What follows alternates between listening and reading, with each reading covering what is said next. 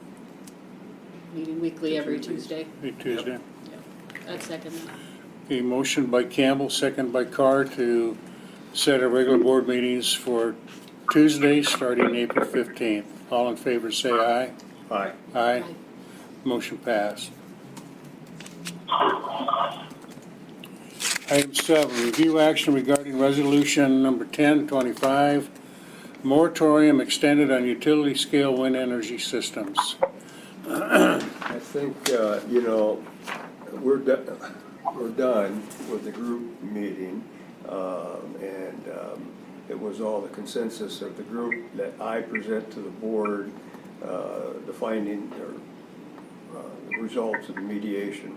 And I haven't heard back, and I suppose, I think it's the judge who will put that all together, being the head of the, and, but I haven't heard anything.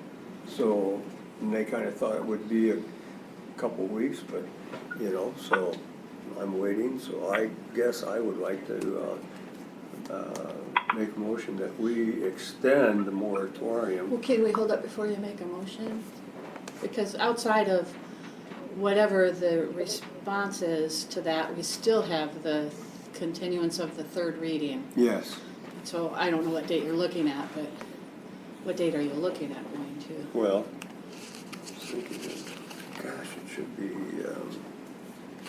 Because if it's April for the recommendation, then if we're following through with the Then it takes continuation another of the 2 third weeks. reading, you got more time. yeah. We can't already schedule the third reading until we know what Right. Glaverado has to say, right? So that's where I Yeah. think you could be a little generous in that moratorium too. Could it be an indefinite moratorium? Does it have to be date specific? I would put a date to it, I think. I think you could put a date and We keep however. pushing it back on all these things, so, I see like that last paragraph, even if it was extending the moratorium until a day in July or until the ordinance is completed. so that's the next thing. I mean, the third That's reading, good. our timing is getting down. I hate to have it get into spring right where the farmers are planting and all that, so,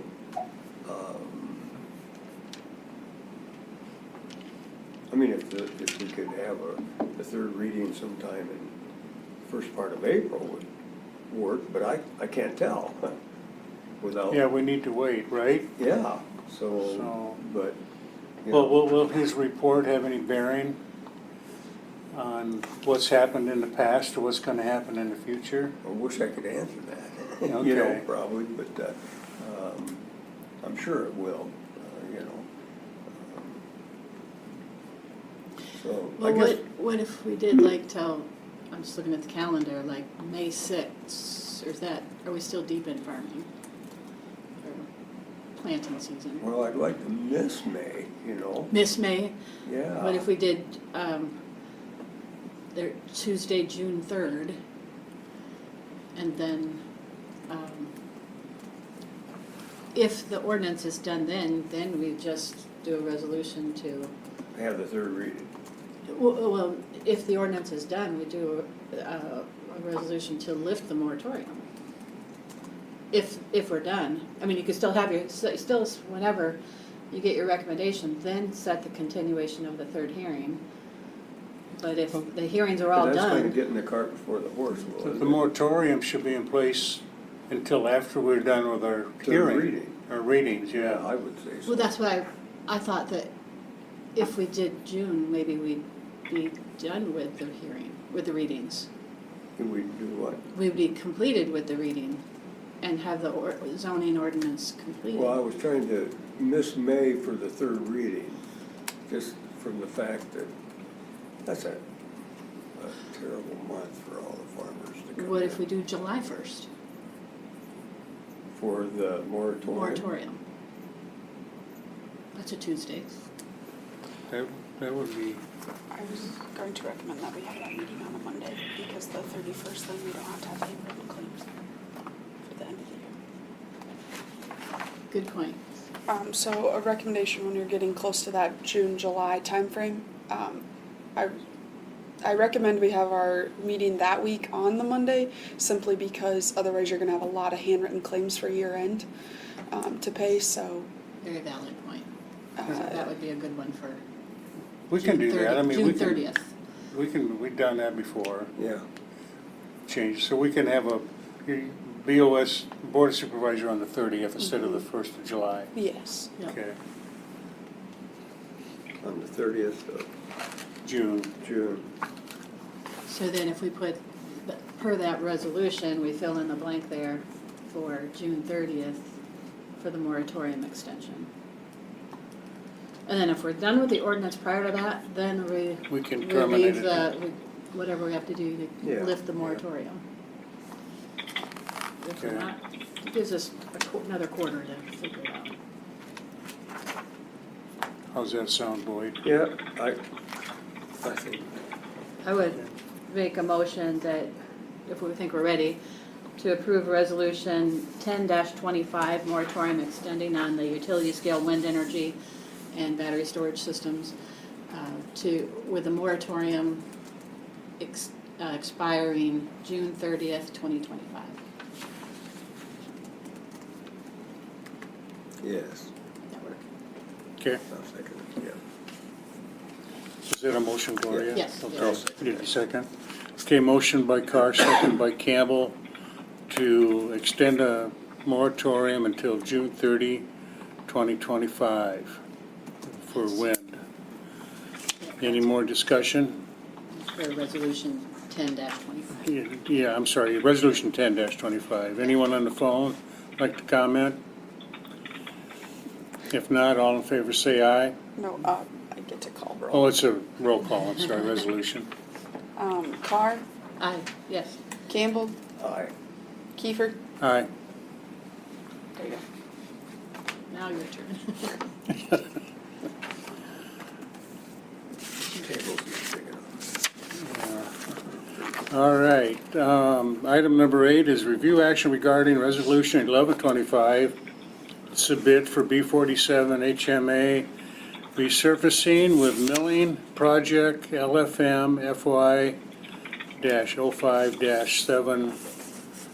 FY-05-7X-34.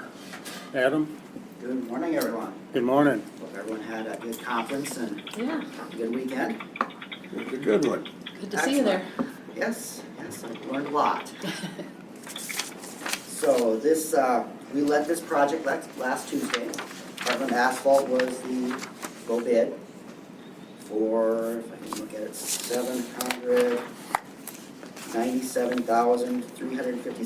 $797,356.21. Everything was in order with the bids, and I do recommend that the board approve this resolution. This would be to award the contract and to have the board sign the contract once Heartland returns it with their signature. What were the estimates on the bid? For this one, I believe it was about 1.4, I think is what you. 1.4, and we came in at 797. Yes, so very favorable. Okay. And how many bids were there? Just one, Just the Heartland? just Heartland. Gee, that's good. Yeah. Some good news and a bad day. So you're looking for a motion to approve resolution 11-25? Yes, we will do that. Any other discussion? So we'll entertain a motion. I'll make the motion that we accept the Heartland bid of $790,000. $797,356.21. And that's resolution 11-25. Resolution, yes. Yeah, resolution 1125, Yep. B47 HMA resurfacing with milling project LFM-FY-05-7X-34. 34, right? That's What- the what- one. What does all that mean? Does it? Means don't somebody tell me help, now. I don't know. Well, You can tell me later. yeah, you come up and visit me, we'll talk Okay, about it. yeah, That's like a DOT coding system, isn't it? It is. Yes. okay. Uh, Do I have it all? Sounds like a hee-haw license plate. Yeah, They all have meaning. yeah. Got that, Morgan? I got it. Okay. I pre-wrote it. Did you I'll second second it? Okay. Motion by Campbell, second by Carr to review action regarding resolution 1125. Is there any more discussions? If not, Morgan, call the roll. Carr, Aye. Campbell, Aye. Kiefer. Aye. Motion passed. Item number 9, review action regarding resolution 1225, bids for the T38 bridge approaches and HMA resurfacing project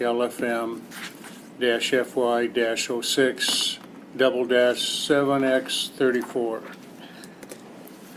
All right, same letting, we had, this would be replacing, resurfacing the bridge approaches on T38 south of Osage and basically redoing the bridge approaches there. There's about a half-mile stretch of road that's real rough. We had a letting last Tuesday. Heartland Asphalt came in the low bid, $203,695.38. Engineer's estimates, I don't have that written down, I think it was about $260,000 was the engineer's estimate. So again, substantially lower than our estimate. This resolution awards the project and authorizes the chair of the Board of Supervisors to sign the contract once it is back to us. Is that T38 south of Osage, right? Is it before the avenue then? It says 110th Street, so it'd be way up north. Way Yes, almost to yeah. the county line Yeah. then? Yep, almost Yeah. on that, yes. I traveled that yesterday. That is terrible. Oh, boy. Well, Well, I'd make a motion, you ready for a motion? Yep. I'd make a motion to approve resolution 1225 for T38 bridge approaches and HMA resurfacing project, LFM FY 06-7X34. and I will second that motion. Motion by Carr, second by Campbell for resolution 1225. Any more discussion? If not, Morgan, please call the roll. Carr, Aye. Campbell, Aye. Kiefer. Aye. Motion passed, unanimous. Go on to item 12, or item 10 on the agenda. And that is review action regarding resolution 1325 for purchase of a right-of-way by Floyd County. And I read that,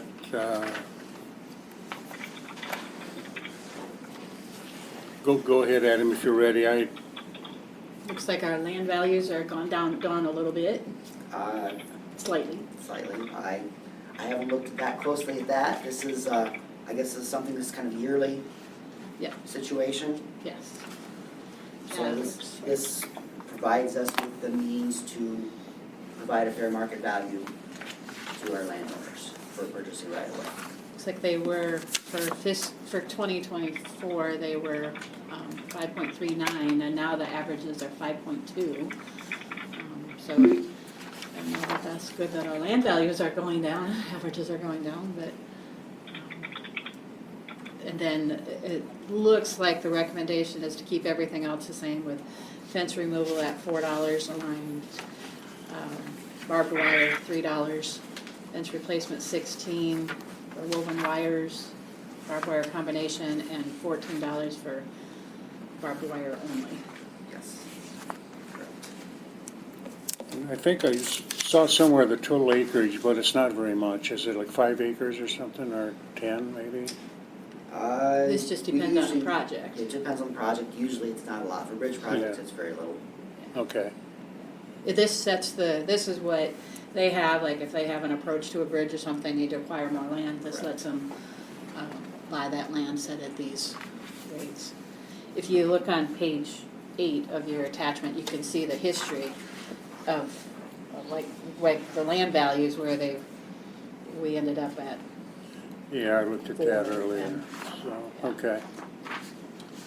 Kind of a summary of all of that. So you're looking at filling those blanks in on the resolution for 5.2 times rate, the land rate, and then 4, 3, 16, and 4. Yep. Or 16 and 14. Barbed wire or fencing or whatever, yeah, Yep. okay. I'll entertain a motion for resolution 1325. I could make a motion that we approve resolution 13-25 with number 1 by easement or deed to be 5.2 times the 100% valuation. Number 2 to have $4 per rod for removal of woven wire, barbed wire combination fences, $3 for just barbed wire fences, and then number 3 for fence replacement, $16 for woven wire barbed combination fences, and $14 for barbed wire only fences. And approve the rest of that in the resolution as well, as written. Yeah, I'll second that motion. Okay, motion by Carr, second by Campbell for resolution 1325. Any more discussion? If not, Morgan, please call the roll. Carr, Aye. Campbell, Aye. Kiefer. Aye, motion passed. Number 11, you're still up there, Adam, engineering department update. Yes. I got this one. I wrote it. All right, I handed you, or emailed you guys kind of an outline of what I'll be talking about. I forgot to print out a copy myself, but that's all right, I got my notes here, so. For our secondary road guys, they've been doing a lot of blading here the past week or so with the nicer weather. Also been building more culvert sections out in the shop. Let's see, I think those are the only 2 things on my list there. For the office, we got a letting, DOT lettings in April for our 2 resurfacing plans that we've got, B60 and B60 and T26. We just had a letting Tuesday for our 1 resurfacing, B47 and T38 bridge approach, which you guys just approved. I'm working on the Apple Road vacation. We just got the description for that, so I hope to visit with some landowners, hopefully bring that to the board in the next week or 2 to set up a public hearing for that. We are working on getting right away for the 170th Street Bridge. I am working on the budget and program, 25-year program. So whenever you guys can get me approved budget numbers, I can get that. Is that due April? I think Did they April- change? Is it April 15th or 17th? I think April 15th, I gotta look at, I think something's changed in that, some process or something, so I'm still learning. Yeah, because that's the one that's odd because it's before before our budgets are due. Correct. But yours has to be sent in, so we kind of have to know where those numbers Yes. are Yes. for that. I think the state said, not, department manager said, don't worry about it, do what you gotta do, but basically we want those numbers to match Yes. our we do. budget when his gets approved, and that comes to the Board of Supervisors for approval. Yes, and I will be presenting the budget and program sometime in April, Yeah. once I get Did- everything. Are all, outside of what, we don't know what we're doing yet with those shifting line items that you asked for building versus rock, are the wage line items all okay with your Yeah, wage instead of? I believe I got those Jacobs changed. and the 2.75 instead of 3 and all that? Those are all good in the budget? Yes, we're good. Okay. There should be enough money in there to handle those changes. Okay. Yes. Adam, I Yes. don't, Go ahead. I was gonna ask you, I got a call this weekend from a resident in western part of the county where their Summit is doing some surveying and drilling holes in the roads, I guess, somewhere. Have they Okay. been in touch with you, Summit? Summit? For this is the pipeline deal? Not as far as drilling roads. I think I might have talked with him just briefly down at the ISAC, the summit guy, but he hasn't really come to me and talked to me about any road Okay. type issues. When other projects go on, do they go to the engineer's office for those surveys? Any work within our right of way should come to me. And this would probably be, Now, I don't know if Jacob proved something in the past that I don't know of. this would be phase 2, I think, where they're coming down through Mitchell County into Floyd towards Rockford, I believe, probably, with that. And the only detail I have is that they were out working and had drilled some holes in some roads. I didn't see them, I don't know where Okay. they're at, so. Could you give him the name so he can follow up with? where Yeah, they're I at? can do that, so. Maybe sometime you and I can have a conversation. Sure. This week, if you've got some time. Yep, I can come up today or, this morning sometime, if, Absolutely. depending when we get done, okay. I think right now I've got a meeting scheduled for 1, but anytime, and if I gotta reschedule that meeting, I gotta reschedule whatever works for you guys. Sure, okay. And then, one other thing is we do have our rock contract. We're gonna let that April 8th is the plan for a contract rock for the year. And you did less, That's 75,000 ton, yes. So that is the what's less, your, lesser. well, I won't say what your estimate is because I don't know. There was a lot of talk down at the ISAC meeting on the cost of rock. And I sat on the table with a lot of engineers that one afternoon, and my gosh, do you know what our rock was last year? Do you have any idea here? Not at the moment. Okay. What- It was 1 point, I think it was about 1.5. Oh, was it 5, I think 1.5? 1.5 is what we spent. $15 a ton, Was it? yeah. Was that what it was? $1.5 million for 100,000 ton. Yeah. $15 a ton, okay. I thought- Down at the meeting, it ranged all the way from a low of $10 up to over 20, depending on where the quarries were. And I just thought that was, my gosh, Yeah. the difference in that. We're fortunate enough that the quarries are here in our county, Yeah. Yeah. but again, we're still at the mercy of what they charge us. But they also spread the rock, right? Correct. Is there any way that the county, does the county have any equipment where they could spread it with, We have trucks, yes. Could we do it? Maybe. We don't have that many trucks, so it would, or some of it, maybe not Some of all it. of it, but some of it maybe? I was thinking that, didn't they, like, whoever got, Allied or whoever got that bid, or Skyline, Skyline. that their trucks pretty much get it spread while they're going, but the guys will do We some will round blade and it. crowning and, Yeah, we do the that. blading, yes. Yeah. All they do is haul it and then they dump it on the roads where we Yeah. tell them to. yeah. But I think that's been asked before, and there's not been much advantage to doing that. What Okay. you're suggesting. I'm guessing not, because our quarries are so close that they are able to do it for just as cheap as we would be able to do it. Yeah. Because it does cost money for us on our wear and tear on our equipment, hours for our men, and then we don't get other work Yeah. done as well. Do they split that out and tell you how much was for trucking and spreading and all that? Or is it just a, I One- haven't looked at previous contracts, so I can't answer that at this time. okay, just, Yeah, something to look at. yeah, just look at that, Yeah. Because, It's We'll look definitely, at we every- get information to know, yeah. so, okay. So this contract hauling is new for me, so How'd they do it? we own our own quarries. You Yes. own the quarries. Wow, We use interesting. gravel, not crushed limestone. Interesting. So they thought ahead on that, and I think we crushed somewhere around 100,000 ton a year. Where you came from, you mean, Yeah. Cassuth County, yeah. Switch Well, that's interesting. Yeah.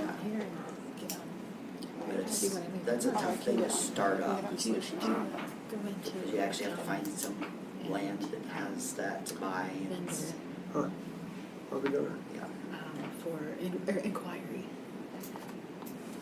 And then Any vendor. other questions you guys have for me? Yes, I don't have anything else. I'll come up and visit with you about that other thing, absolutely. Adam. Yes. And, do you have anything else, Boyd?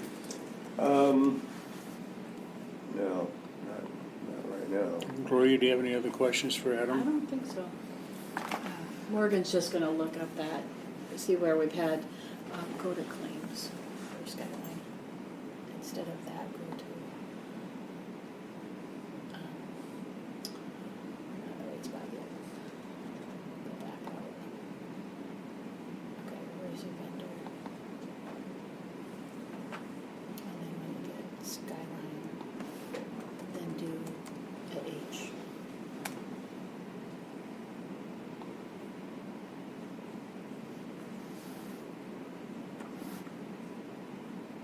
H for unpaid. No. An H for all history. Oh, history. Or you could do a T, either one. Okay, so That's what was that? must not be under Skyline. Does count. Must not, is there another Skyline? It changed. Yeah, they have. Yeah. My guess is just a contract per ton for supply and haul, but, I would guess so too, that you're not gonna see that breakdown that you're looking for. and if that's $15 per ton, that's not bad, if that includes hauling. Yeah. Yeah, okay. Yeah. I do want to invite all three of you guys to visit Are me you if you get a chance sometime this week or next and have a conversation, just one-on-one here. Okay. Sounds good, thanks. Okay, Thanks, thank Adam. you. Yeah. Thanks. Has a lot more in claims. It'd be like $1 million one. All right, next item on the agenda, I'm sorry, you folk. It might have been on a couple bills too. Yeah. It's under Bruning Skyline, is that what it was? Yeah. Next item on the agenda is number 12, note receipt of North Iowa Area Council of Governments audit report for the period ending 6/30/24. So that was one of the things we got at last Monday's NICOG meeting. And there are, so you have the information. There's one page that they have a financial number incorrect that Myrtle told us about. So we should be getting an updated one, but they're correcting that. And then I found an error on another page. And while they're correcting that one, they're gonna fix the other error that they have as well. But the council accepted it with those corrections to the report, so it's. Will we get a June 30 audit report from Gardner? They are coming, Maybe this week sometime? well, you won't get the audit report yet. No, no, no, no, 'cause they're still coming on site, They haven't been on Morgan site. They haven't filed been an here yet, extension okay. on it, yeah. Hopefully they are coming sometime this week to start the processes. Okay. We'll see. Item 13, no resignation of Conservation Office Manager. And that was Amy Bogus, I think is how you pronounce her name. And we got her letters in the agenda packet. I don't know if Adam has anyone in mind to replace her yet. I guess we haven't talked about it. But, I would imagine he'll be posting something on the website because Yeah. she also does works with the cabins at Dosonic. Photosonic, And so okay. going into that season, he's gonna want that position filled probably as soon as possible. All right, number 14, future agenda items.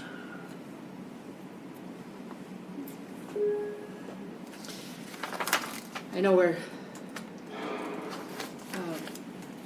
does Todd know we're expecting him to come for the collections incentive issues? Okay. But I don't, it just depends whenever Chantel gets through Yeah, that information. yeah.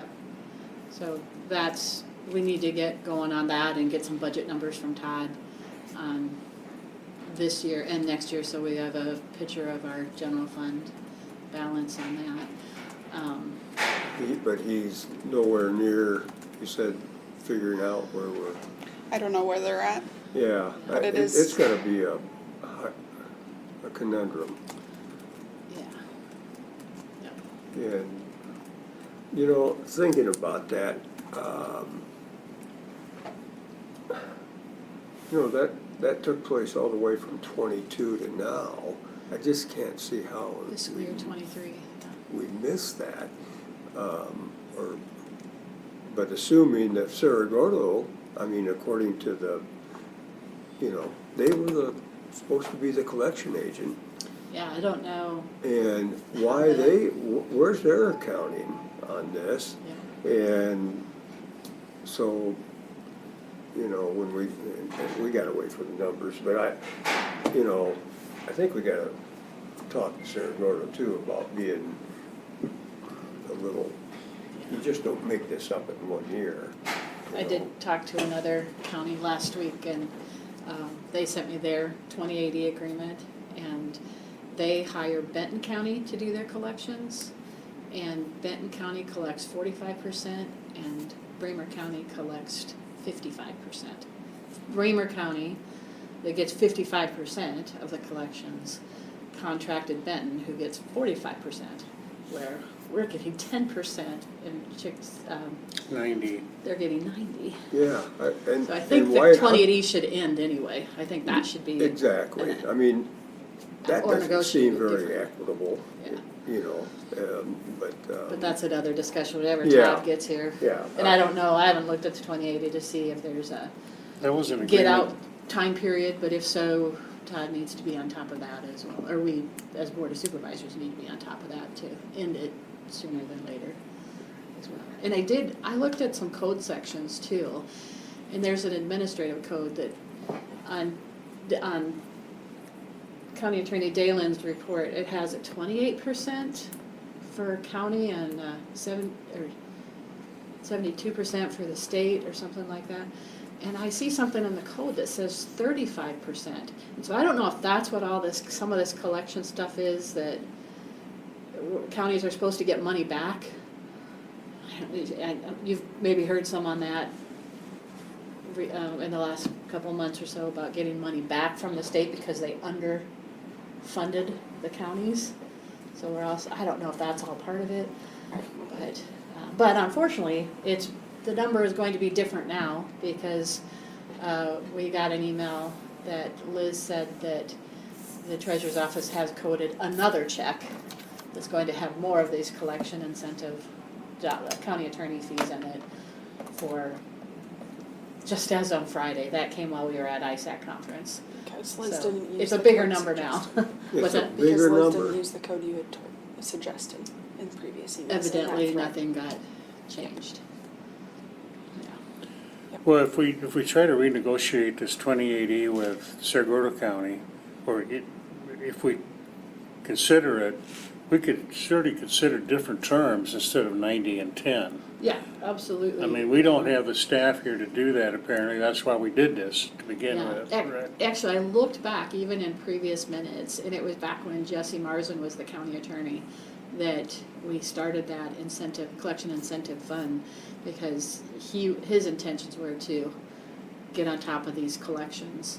And that's where some of that fund balance, it was maybe a few $100s, got put in that fund at that time, was from a former county attorney doing the collections themselves. And Jesse didn't have anything to do with this. This was Rachel Ginby that, This was This years one, later with Rachel yeah. Ginby, yeah, okay, yeah, all right. yeah. Still same code sections and things like that, but, yeah. Any other future agenda items, anybody? The Child Abuse Prevention Month and Sexual Assault Awareness Month proclamations are on for next week, are Is scheduled. that for April then, or for March? April is the It's- month for both of those. Yep. Okay, Yeah. And then I believe we have the secondary roads contract to go over and sign and approve. What contract's that one? Secondary roads? The bargaining unit contract. Yeah.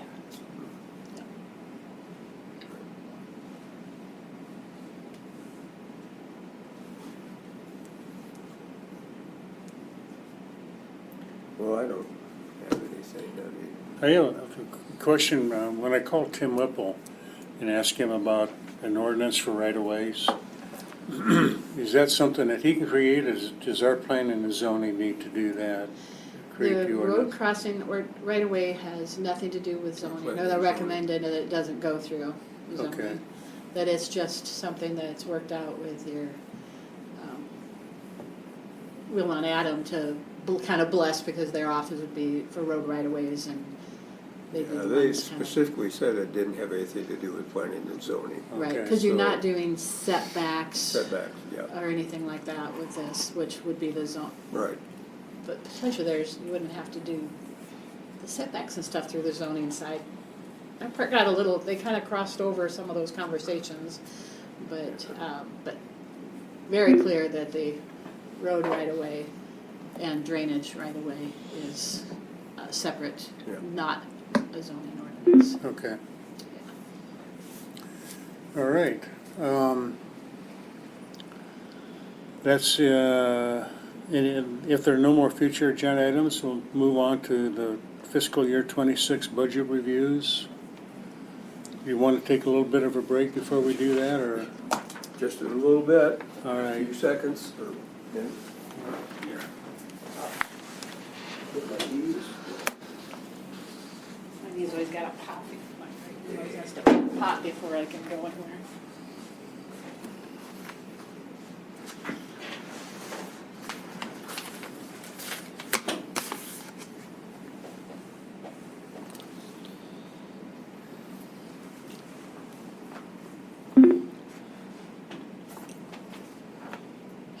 You jumped and you scared me.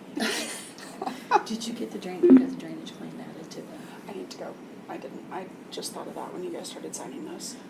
Well, there's not one this week, I don't think, is it? No. But the one for the But minutes you last said week. it was last week, and I didn't. I'll have to ask.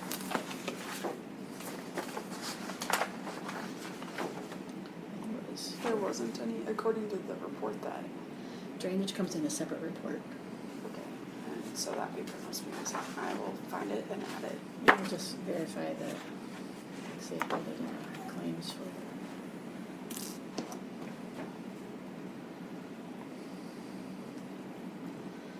Okay, so that's for the March 10th meeting, right? March 11th. Or March 11th, excuse me. It was this one. To Jordan Wolf. So, in your minutes, you'll want claim number 15448.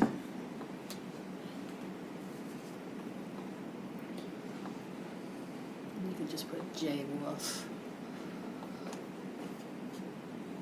We have no TV. Did you hear what happened? No, I just got a text from her, that was it. Said it was. Pornography. Were they on there posting it? Multiple screens of Uh-huh. someone.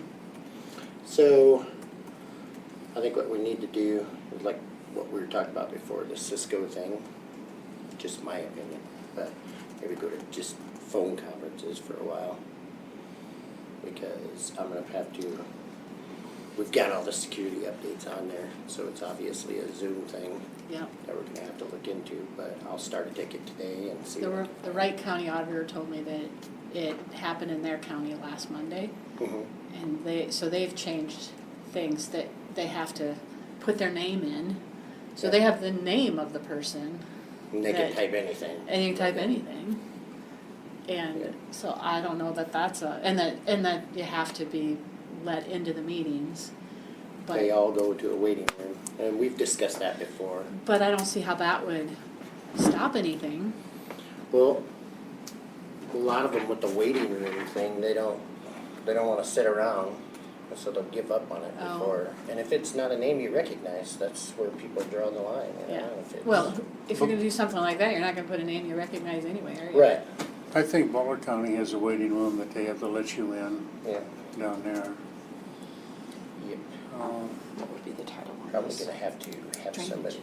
Just drainage. For the description? Yeah, just Monitor. Yeah, I would put, Take people out as they used to and this stuff, was for you know, if we stick with damages. the It's like what we would I was have done talking on, Damages. Joe Roney But D- about yeah, it, DD and some people are getting rid of Zoom and 3. just go with Cisco.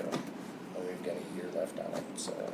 Well, I think you're right, well, Bobby, just use the phone for the next few weeks and not use Zoom at all. And you know, honestly, we only started using a Zoom when COVID came. Or Cisco WebEx at that time, but that's when we started doing video conferences. Unless somebody had something to display, I think we and should they'd do be it. the only person invited on the video part of it. As And far, then you by put some Iowa people's code, phone we number. don't have to provide Zoom, but we do have to Correct. provide telephone. I would just get rid of it. Mhm. I'm for it if you are.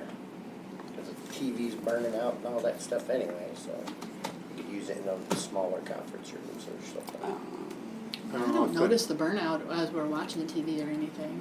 No, you don't unless you share like a document or something. And then, or like when it's sitting off, you can see the burn in on it really bad, so. What's that? Just let me know what you want to do. 15448. Yeah, we'll probably make a change of some sort, Bernie, Okay. and just go with that, I think. So, but we'll let you know, I don't know if it needs to be an agenda item or not, if we can just do it. That's all I think we could just do it, couldn't we? Make sure you Yeah. keep it. Charged and. I'll make the decision right now, we're just gonna go with the phone until we notify you otherwise. Alrighty, Does that sound fair? sounds fair? Yeah. Does everybody know? Thanks, Bernie. But I don't know, I mean, we're kind of outside of our scope of our agenda, so I don't know how you want to handle that. Well, I think maybe put it on the next agenda, and we'll just make it official or something, you know, let's go back to the telecom. till- Then people would know why we're not doing it. Yeah, I It's an think agenda so. item. I added it to futures. Right. Dirty birds, gosh, I don't know why people have to do that crap. People have too much time on their hands. No kidding. You know, if those kind of people could use Too their, much to do with their hands, evidently.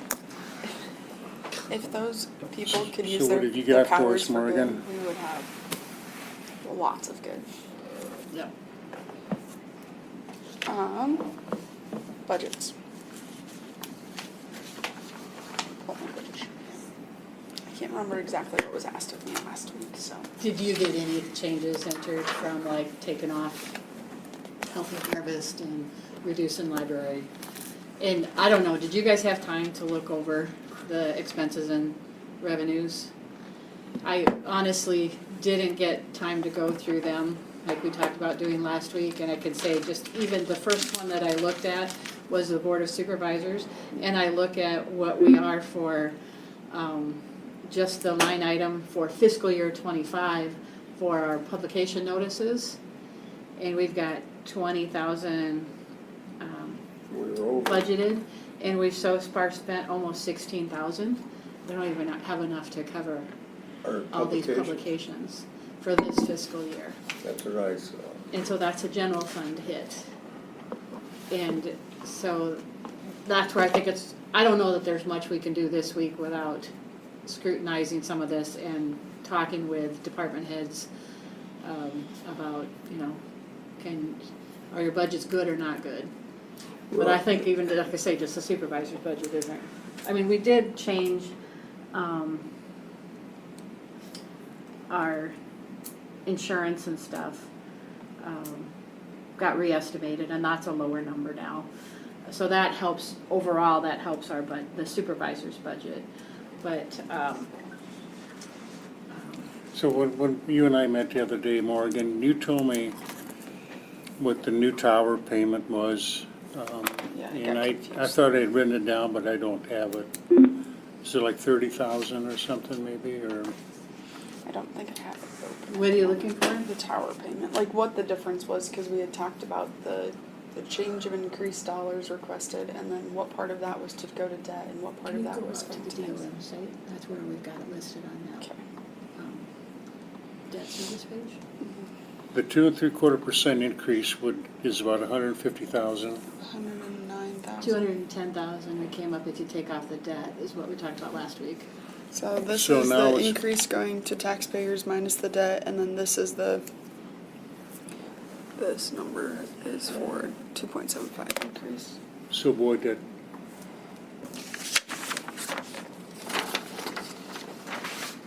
this is the figure for the wages. It's not 152, it's 109,000. If we stay, if we just go with a 2.75, that's an But you need to increase. be looking more at than wages, though. I know, Well, but we- we're yeah. trying to figure out what, I get that. But I think it's important that, you know, we went through all the negotiations for the secondary road to 275. I don't know, and I understand every job is different and, you know, all this, but I think it's important that we gotta start there, you know? And then, you know, I got to looking and we have an $18 million budget, right? Is that right? You know? About that. And if we're short like 222,000 or whatever, that's like 1.22%.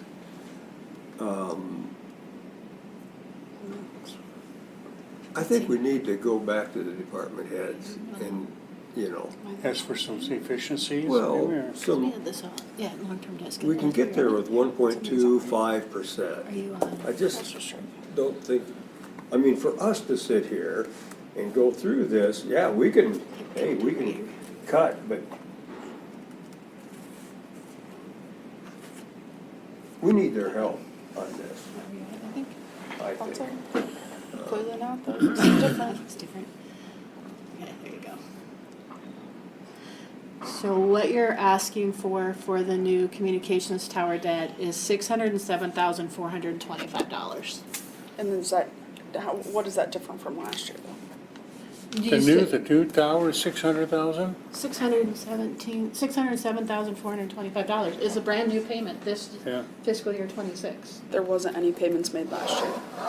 600. Well, it was paid out of the bond proceeds. Okay. If you still have this sheet that Morgan provided, this is the publication notice, that tells you the difference in your debt. Yeah, so,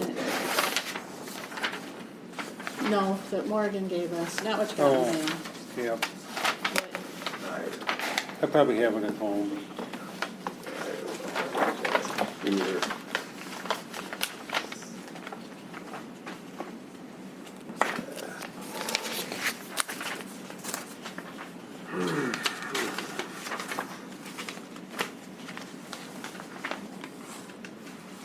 Are you, I can make copies of this too if you want Yeah, copies of I it. need a copy.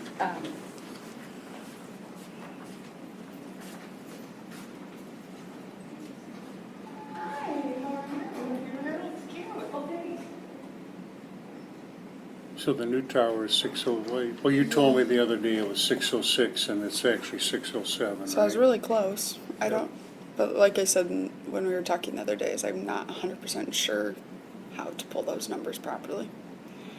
So, And then we needed 200 and, my notes are awful good, aren't they, Morgan? we gotta work on your note taking. They make lines on your paper for a reason. Maybe I had 223,000 is what we needed, but it's down to 2 210 without the debt. Like if you ignore the debt part, 210, 923 is a increase in tax dollars requested. 210, 923. I'd like to see that sheet when you're done too, so I can copy that. Okay, Thank you. thank you. Bob, did you want one? I didn't make one. Do you have these? Yeah. I've got it at the office. Do you want me to make a copy for you? Sure.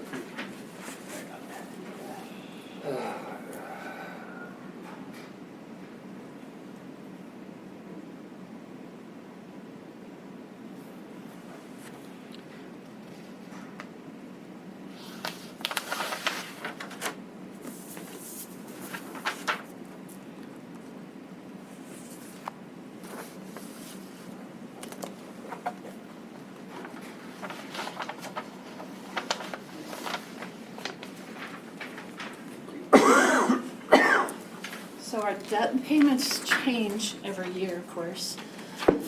What's that, Gloria? So, should we just go through this from top to bottom? Because this is what Yes. people are going, this is what was in the paper, and we need to be able to know what we're Do talking it. about there. So, the very top line is your valuations from current year fiscal year 25 to what valuations are for fiscal year 26, taxable payments. So the current value is 1,005,000,000. You see that number in the first column right here? So that's what people are paying taxes on based on that valuation. To the right of that is our new value. So our values went up $35 million. Gotcha. Yep. And so then everything in the first and the second columns there are calculated based on if you keep you ask for the same tax dollars. And so I'm going to have you go down to the bottom, to the where it says tax rate countywide. Compare? Oh, Yep. Addition, Right here, tax rate countywide. okay, Right gotcha. here. Yep, where it's got 6.34. That number is our tax rate that is our general fund, our general supplemental, and our debt service. And if you compare, so those added up to $6.34 per thousand of taxable value. And so, right above that, it says the tax dollar asking was $6,493,769. That's what we collected in or should be collecting in this fiscal year for general supplemental, and debt. And so what the middle column does then is that says if you don't increase your tax dollar asking to the public, your tax rate would be 6.1308. So that's just saying so what we're telling taxpayers is what our tax dollars are going to potentially increase based on current year's information. So we would have to have a tax rate of 6.13 to not show any increase in tax dollar asking, because we have 35 million more dollars in valuations to collect on. What we've proposed on those for general supplemental, and debt is 6.34358 in that last column. And then right above that is the $6,715,000.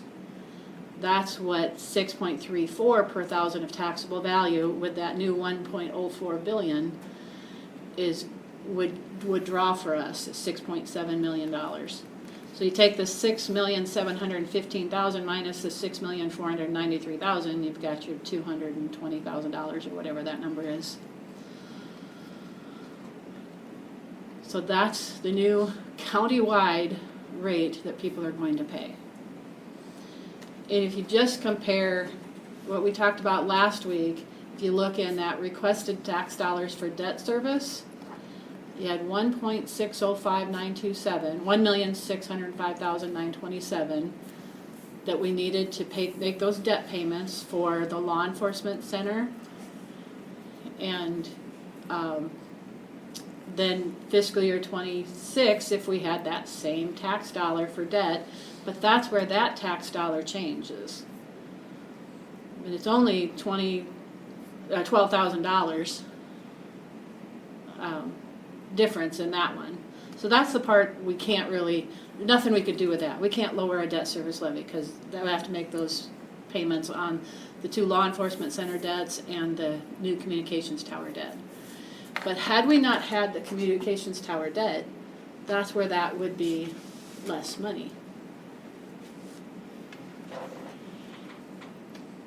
So that because our other bonds payments would have gone down for the law enforcement center.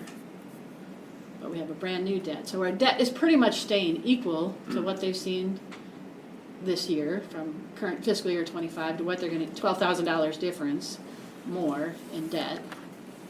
But we can't do anything with that.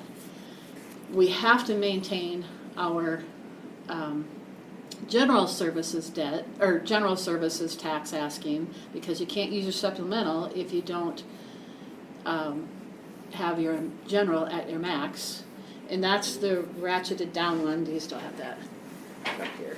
What do we got in there for our general? Go to our tax. Okay, so I'll keep going. So our general, our ratcheted down general fund that used to be $3.50 is now $3.36442. And then you add our supplemental in there, and that's the 1.536. And then you add that debt in there, that's the 1.4316. That's what gets us to this, we're talking here, the 6.34 tax rate. 6.4 Could you gets us print to this the, page? 634,358. tax Hey, rate look. countywide. I think maybe cancel that. Yes, Give you an option that's what to I print. understand. The drop down would give you an option to print just that page. This might print everything. Where's mine? Cancel that one. Do the drop down. Current tab. And That's the proposed tax for fiscal 26, 25, 26. that's the max that we Max. proposed. That's where, if we can get general and supplemental down a little bit, that's the only way we're gonna change this $200,000 difference that we're asking more dollars on. So that's the, But the current year is I'm 6.34000. gonna find the four then. I do 5, so Bob has one too. And then if you could go in and print the same page in fiscal year 25. I could go in and do that one while you got that one open, then you don't have to mess with it. I already went on it. Are you on it? Okay.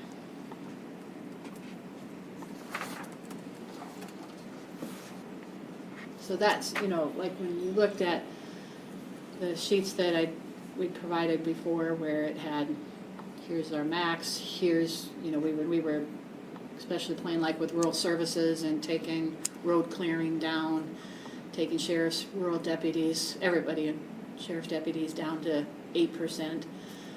That's where we had to do that on rural because we couldn't even pay that and keep our 25% carryover.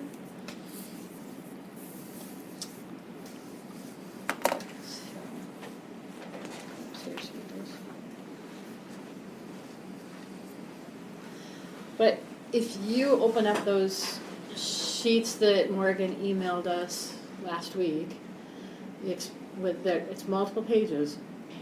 You put the expenses and the revenues, and if you just look at where we at, like when I look at the supervisors, we were at. What day was that she did that? She did that. Get so dang many of these. I remember I looked at those, now I can't find it. Is that the one that had like 45 pages to it or something? Probably. So that would have been back on the 8th or 9th.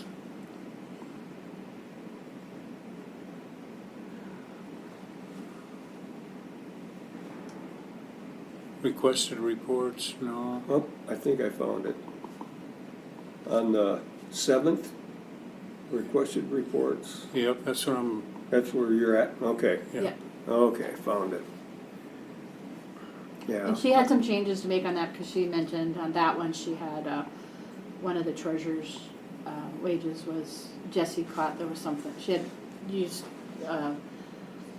the wrong one in one of those line items, so it was short a little bit. So these haven't been updated since then. But if you just take the expenses, you open up that expense totals one. mm-hmm, And you look at the Board of Supervisors, and you see we have budgeted $163,033. We've or excuse me, that's the original. We've re-estimated, we increased it slightly to 164,533.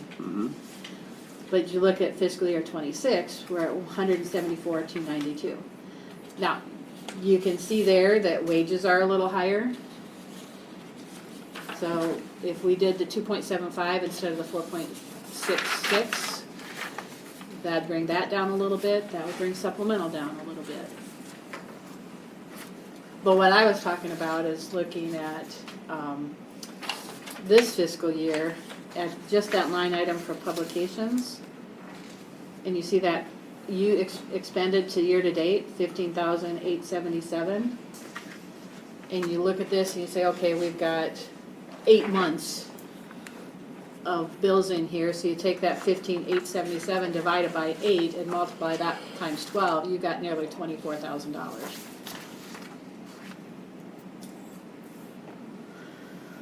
And you see where we increased the postage and mailing from 5,500 to 9,000. That's because of that new mailing that has to go out. And what did you come up with a number for that? I have a quote That mailing that I'll Dennis find. just held up a little bit ago, that everybody got in the Oh, mail. the one in the mail, this one? Yeah, that is coming out of Board of Supervisors. Yep, Okay. The quote was a little over $6,000. However, that can change if there's things that can be grouped. I had someone that called me and said, I think you could save a lot of money if you would, they have multiple properties, and he said, if you would put these all in one envelope. And I said, well, how are your properties listed? Well, some's in a business names, they might have the same address, but they have, it could be like Yeah, Dennis Carr and Gloria Carr, or Dennis W. Carr and Gloria A. Carr. The system, that system supposedly can match some of those up. But if it was a statement that said by Ben Minigoff on it, it's not going to combine that even if it has the same mailing address. And so I said that's the issue there, that company is hired, and that's what I spent tons of hours doing last year, trying to pull those together. Some of those large property, or those property owners I know have multiple properties. And I sat at home till 3 o'clock in the morning, numerous nights, pulling from different tax districts to try to save the county some money. Do we get a break at the post office? We for have a post- commercial rate with Pitney Bowes. Yep. Can you tell me what it is? It's not 73 cents a letter by any means. No, it's just a regular stamp is 3 cents below, 2 cents below, something like that. But this company that we've hired to do gets a better rate yet. Okay. If we were to mail them ourselves. I mean, we would get that discount, some discount if we mail them ourselves. But this company, because of the volume they do, they get a better discount yet. It's too bad we need to use the postal service at all. They're so expensive and unreliable.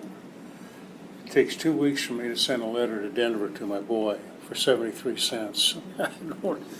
They need some new horses or something, I don't know. Definitely flies with the foot. Well, I could tell you with elections, we would get Yep, I ballots back long time after an election. It's like, yeah. I don't know. And supposedly election stuff gets preferred treatment at the Postal Service, but because it's all identified with a election symbol. So if that's the case, if it's 6,000, roughly 6,000, we could take that, we re-estimated to $9,000.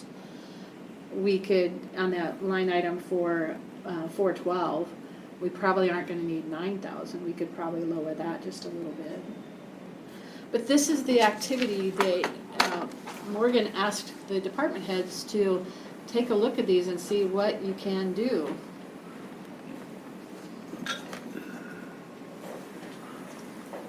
Are they doing it? Have you heard from I've any? gotten a few emails back, but I have not had time with being out of the office to go through those emails and see what they said Okay.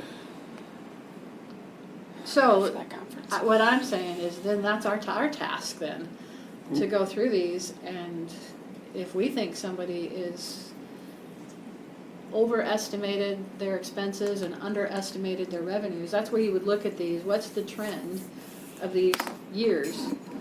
So like looking at the Board of Supervisors, you can see we spent, bottom line, we spent in fiscal year '23, we spent about $190,000. Fiscal year '24, we spent $175,000. We're budgeted in fiscal year '25 to spend, well, we have it re-estimated to $191,000, and we've got next year budgeted at $208,000. So we're going up. Is there anything there that we could change outside of the wages? I don't know that there's going to be much to change there on the supervisors.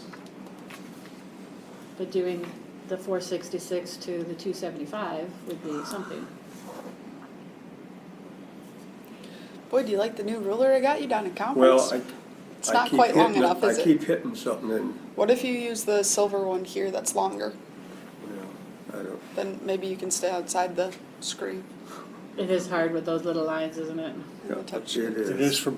for old eyes. Well, then I hit something over here with a knuckle and it Yeah. goes somewhere.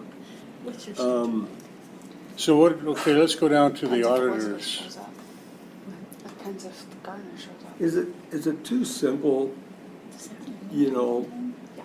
that we have to find $223,000 in savings, which is, right? That's maybe not realistic to find that much, but if we can bring Well, this, if you bring wages down to the 275 across the board, then it's less. but wasn't that only It's only like 37. 30,000? It was only 30,000. 38,000, I think. Yeah. Yeah, I mean, Yep, 38. Only. Well, 37, but 33. we gotta start somewhere. And so is it too simplistic to say, okay, you know, we gotta save 1.1% on every single department to get us closer if we keep the wages at 2.75, my Okay. calculations. Can I throw in one little thing on your Oh. 2.75? I don't know, I might, If you move everybody to 2.75, then you have a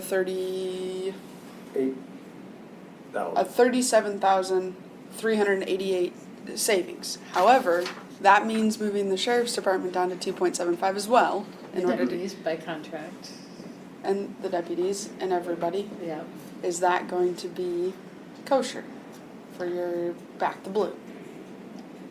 You don't want to have any issues there if we I do mean, that. And then it's if back to we, blue, it's something that the state of Iowa said we gotta do, but maybe it wasn't all in 1 year, or, you know, yes, I mean. Well, the sheriff is the only one that's affected by the, No, all of his deputies by well, contract. I know, Yeah, but it starts but at the the sheriff department, first. Yeah. Yeah, And he said he didn't care if we got him to so he's comparable to the population of city policemen in comparable cities. Jeff told me, I don't care so much about that, I just want my staff to be taken care of. but they have a union contract. Yep, I get that, Gloria. So whatever the I sheriffs get, understand. that's I'm just what they telling have you to what get. Jeff Crooks told me. Just telling you, you have a union Okay. contract. so say you didn't, I don't know. Yes, if you take everybody to 2.75, then you have your 37,000 decrease in that. However, if you leave the sheriff's wages, what they're proposed at, or choose something else within 2.7 to 8, that's where the bulk of the increase comes from, It is. based on they're currently at 8% increase, but their IPERs also shot up, like Yeah. the state sets that. Yeah. So they went from 8-something% to 12-something%. Yeah. So that's a 4% increase there. So That's a 50% increase. 8% to 12% is a 50% increase. my bad, a 50% increase. That's a lot. Anyway, so that makes a big difference because your 38,000 that you'd be, or not even 38,000 that you would be reducing by going to 2.75 is fine. But are you going to do that for the sheriff's department? I guess Am I gonna do what? you want that done for the sheriff's department as well. I just need clarification To there. go from 8.3 to 2.75. 8% to 2.75. Yeah, 2.75. I mean, I know it's not popular, but Okay. I don't see that we're left with an alternative. I really don't. I just feel like what resulted from the compensation board on the back to blue, or on all of the elected officials, that what they ended up getting approved with a 5-2 result is they didn't do their job. They didn't do the comparables. It just, Pick things out, I think. so, I mean, I think on that part, that the back to blue is probably the more critical one. If we were to look at those cities with their rates, and then it's not that it's back to blue by itself, it's also these other comparables. And one of the comp board members did do some comparables, it's just they didn't use that in what they ended up with a motion to do. And so I guess outside, could you just let Morgan and I work on some of this wage stuff? Because I do think there's some people, like Gail's public health nurses, that probably deserve that. She's got 5.05% increase for their public health nurses. And that's not in here, but that's such an insignificant amount because they're only paid $16 an And hour. I have a soft spot for that, so, but, Yeah. because that program actually saves us a lot of money, because the longer you can keep people in their homes, they're not on the county, some of them. And if we do anything good, that's one, but I think the tough ones for me are the increases in the sheriff's department, mhm, outside of the deputies even. yeah. Well, you asked me to get comparables, and I did that. But they And, weren't apples to apples though. well, the jailers weren't, but the office staff was. And I went to Butler County, and their office staff makes, I think, $18 an hour to start with, and up to $30 an hour. Are you talking for like the secretarial staff? Yeah, like Melissa and Melissa. But you also said the $30-some an hour was do. cross-trained in jailer. To jail? Well, the jailers do, yeah. And jailers And can do again, I left dispatch. those notes at home. And I think the jailers could do dispatch. They switch back and forth, so it's hard to find true comparables. That's what I say, that's Yeah, not apples to apples. and the jailers, of course, Jeff would like to get them to have a bump of $1 or $2. Again, my sheets at home, I have an issue with $1 or $2. but, Well, it goes up, what day, 23 and goes to 27? 22 to 27. Or is what it 22 is. to 27, Yeah, $5. which, We currently have them sitting in at 25.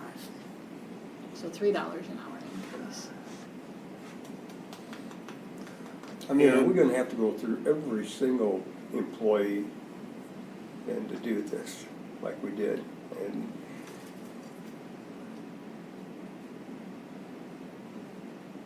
I'm just saying, we held the secondary roads to 2.75. I get it. I How understand. do we justify?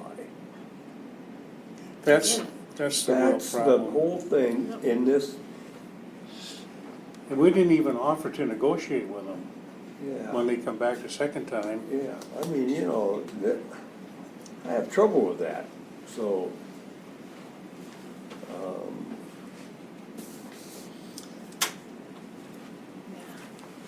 If, That's what I'm saying, if we just go the 2.7 across the board, I know, I don't even mind if you did the jailers 22 to 24 maybe. And give him his extra jailer, Which is currently already in the budget. which is in the budget. that's in the budget, the Yeah. next, because that's the next thing I was gonna ask, if those extras, like in Todd's, the attorney office, I mean, he's got everybody hired he wants to hire now, is that right? Or does he still want that part-time staff for one? Todd upstairs, attorney? Attorney. He's got Randy's salary in there.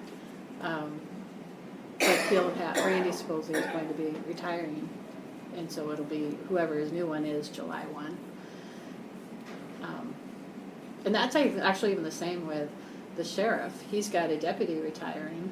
That So- was the next question I was gonna bring up. If we have some retirees or how close some of these are also, Well, it might Brian's be gonna better retire than in laying April, anybody right? off. You know, we just don't hire back. Don't hire back.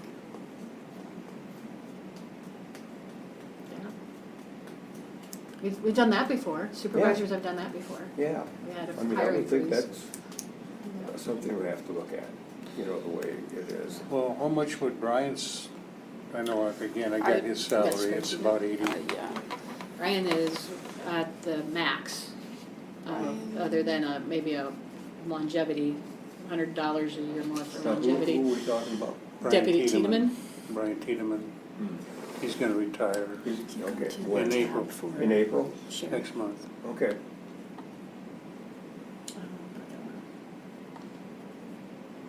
Which one? Do you have the? This one, if you go here. Yeah, so the one is that has the 939. budget, all those tabs. Yep. Yep. Gotta go to. Well, maybe you can see Brian's in that one, I suppose. Yeah, I can see both. I'll just go pull the other one up. I think my computer dies so fast because there's so many spreadsheets open. And this might be not completely fair to ask you, Morgan, since you just started, but, I mean, looking at the budget, do you think you can cut 1.25% out somewhere? I think I'm really new. So I don't know that I can fully say that. I do know that I was very careful in requesting my budget based on what was spent this year and trying to keep it very close to this year's. So I don't know. I can't answer that one. It is tough because every other year, know. she has a different number of elections that impacts. I know, So, that's, But I tried to go as closely as possible to what real expenses were in previous years. So I don't know that I left any extra room. So she'll have for sure 2 elections next year okay, with. But I don't want to say that, no, I can't cut anything, because that's also not what I I know. want to be I know. perceived Like I as said, either. it's unfair, but, On the spot. yeah, I know. Okay, why can't I find But I don't have deputies? the engineer here, or Todd, or, Got his sheriff. Got it. Fiscal year 26. Got it. because I can look at these numbers, but just like that, I didn't think about 2 extra elections. I mean, how are you supposed to know all of this? You know, Okay. if you don't ask the department heads. Yep. Tiedemann's position is, with an 8% increase, is $92,778 a year. Well, he won't get it though because he's retiring. That's what I'm saying. Yeah. You hire a But new one. his line item, or the budgeted amount for that person is significantly Right. higher than a new hire would be. Right. Someone with no law enforcement would be at 68,557. So you take 30,000 out of. Jeff would be 68. able to cut something. If he has somebody who's trained, it would be What's the train? a different amount. Yeah, about 62,000 for a non-certified deputy would be about 62,000. What's a certified? Going through the academy. No. What's Yeah, the dollar? all that. LEA, the Yeah. Law Enforcement Academy. Yeah. So if they're hired and they're certified, it jumps to 68,557.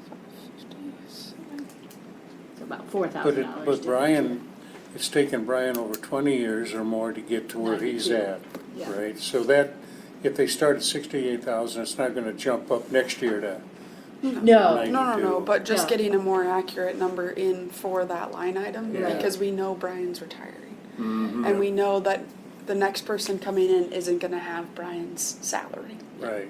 So So that we would, could- he's probably got some vacation payout and stuff, but you have probably 2 months of wages this fiscal year that could be adjusted.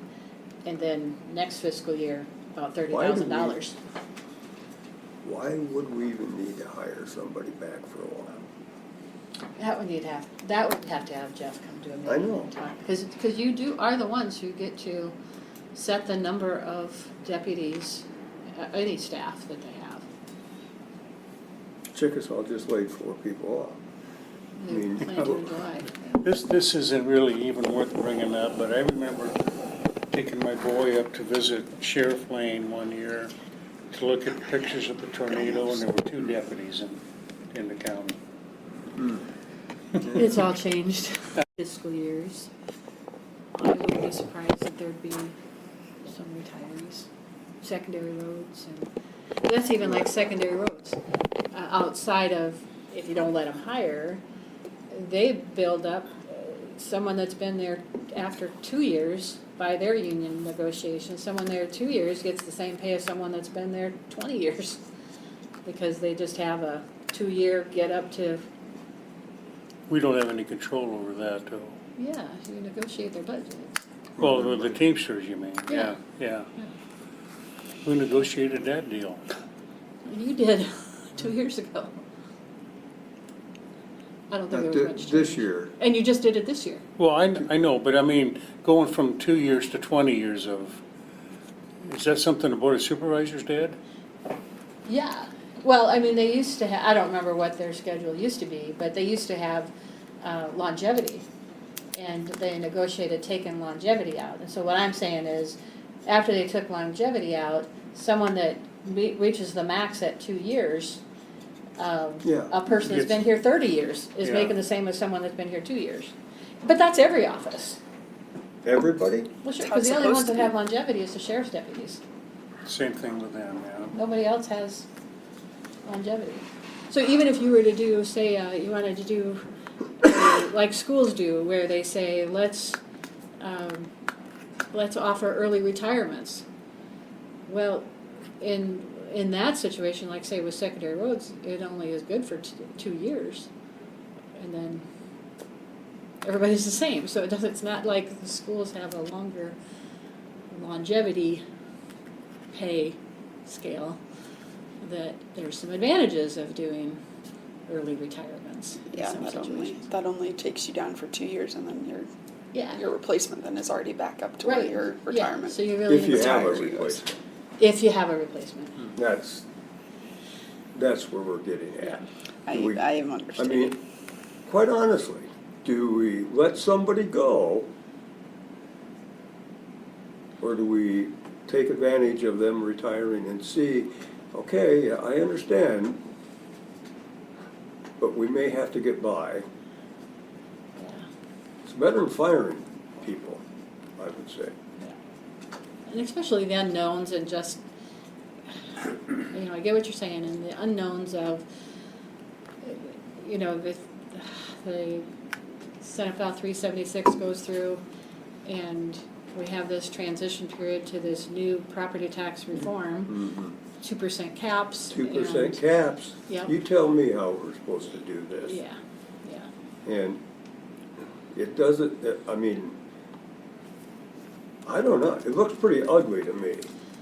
Yeah. And It's gonna get worse. it's gonna get worse. You know. We think it's tough this year, and it is. It'd be more difficult next year, probably. Well, that's what I'm saying. At some point, you gotta bite the bullet, and and if that's reduced services, that's reduced services. That's an interesting thing as well, because I talked to some, probably mostly auditors at that conference, and some supervisors as well, that they don't do home care aides.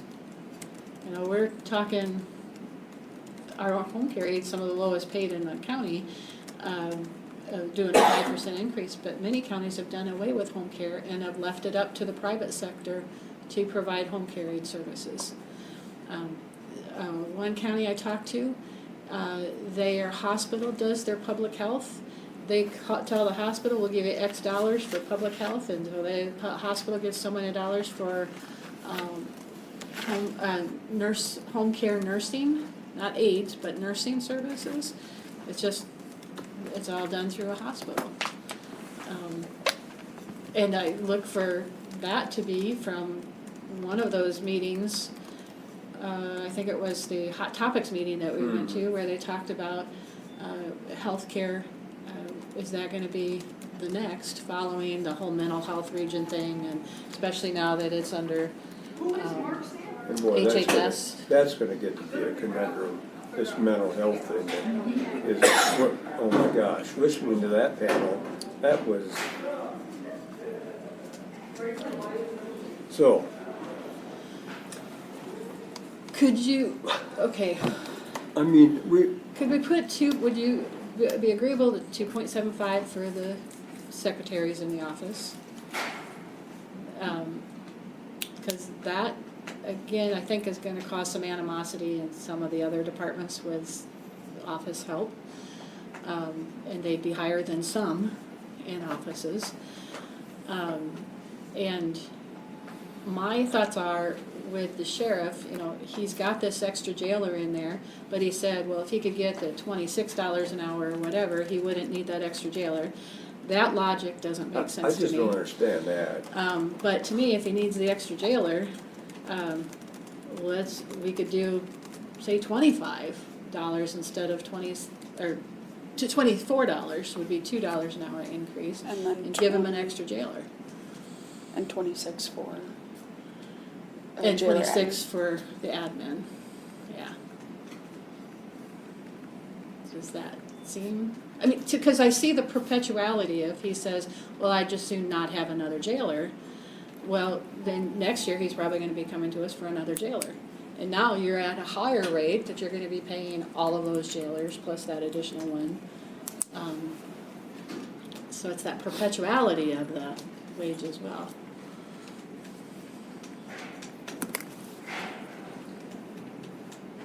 If he needs it, but that's the other thing too. I look at his overtime pay, and his overtime pay doesn't suggest he needs another jailer. Yeah, exactly. Let's suggest we give them, and we gotta move on this stuff. Give the jailers, what are they making now, 22? 22. Go to 24. And what about Melissa and Vanessa? 2.75. 2.75. That, not gonna be very popular on a lot of this, but we have to make some decisions. And so let's plug that in, okay? Okay, so I wrote down- We take the jailers to 24. 24. Jailer to jail, And- 24, jailer admin to 26, office staff to 2.75. Yeah. And if you can get by and not hire a part-time jailer. He's got a full-time jailer. He's got a full-time. Yeah. I mean, but he's asking for No, a full-time. a full-time. The part-time you're maybe Okay. getting confused with is Okay. dispatch. Dispatch has a part-time. Maybe that's where I got that screwed up, Yeah. okay. But I do think dispatch, I think we're short there. they're definitely short. They're short, I mean, Yeah. and he was looking for 24-hour a 24-hour. a week, yeah. And 29 is a break for Yeah. part-time, right? Yeah, but in the budget, Morgan's got 24 hours. Yep. He specified the 24 hours. Okay. What else do we have for? Otherwise, I think there's some of those office staff of putting them to 24, where the 2.75 puts them shy of a quarter or so. Last week I have that you guys agreed to raise that 24 group to 24. Are you still okay with that? It's, like she said, it's about a quarter more for Yeah. most of them. It's Okay. not a Yeah. quarter above the 2.75, like it's not very much above the 2.75, but I'm sure we'll hear about it, but, okay. I don't, you're gonna hear about it, I think, Oh, I no matter know, I what you know, do. and I'm but- tired of, we just gotta do this, and with less pain, and I like the idea of, if we have retirees, Don't replace them. we right don't away. replace them. Otherwise, down the road, we're gonna have to let somebody go, quite honestly. A 2% rise for us coming years. Let's start now. We have to. So I just think any there's of, so many unknowns with this property Oh my tax gosh, reform. yes. any of these changes we're proposing, though, still isn't going to eliminate the need to raise their taxes. Correct, right. We're still gonna, So but maybe then not as it's- much. Then it's little things like going through this and looking at. Yes. Like we took off 1,500, which isn't in here, what you've got, because that hasn't been up, like 1,500 for a healthy harvest. Libraries, we talked about doing a 1% instead of the 3% or Yep. 1.5, I don't remember. what They we wanted talked 3, didn't they? about. They wanted 3. Three. Do we just freeze that? We just I'd got. like to give them more, but. I know, I would too. I That's got only a special $2,900. place for libraries and all that, The but 3% is only like $2,900 only, I know. compared to. But it's all those onlys. I know it's all those Only things that's onlys, gonna but- bite me in the, I know. Yeah, no. You just have a 1%? soft spot, so I just wanted to. 1%? Or 2.75? What? Yeah. Pick a number. You know, Okay. because honestly, I came in with the idea of just keeping taxes, no, you know. Yep. 'cause- no increase. No, but, okay, I'm gonna backpedal. But let's keep them at a minimum. Let's keep them at a minimum. I'm, People are saying it's a 12% increase, but that's not true. Well, And- so when you look at this, what it's saying, a house with a $100,000 value is going up from $294 to $331. That's where you're getting your 12% increase. If your property valuation went up by 10%. If your Okay. property value went up by 10%. if the valuation went up by 10%, Yeah. Yeah. and that's, okay. So there's multiple factors Yeah. to that then. And then the rural So the- tax, 110 here is Mhm. under 210. Yeah. Yep. Yeah, but you can't guarantee that that's the case, so that's hard to put I get they put a percent on it, but that's Right. kind of hard to put a percent on that. That's the when part they that's can't gonna be guarantee. hard to explain. It's on just Monday, an or- example, Or Monday. Monday, yeah, Monday next week.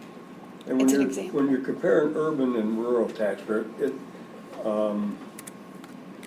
So the change there is you're on that rural one, you're adding that next section down here, the second kind of section there with the rural rate.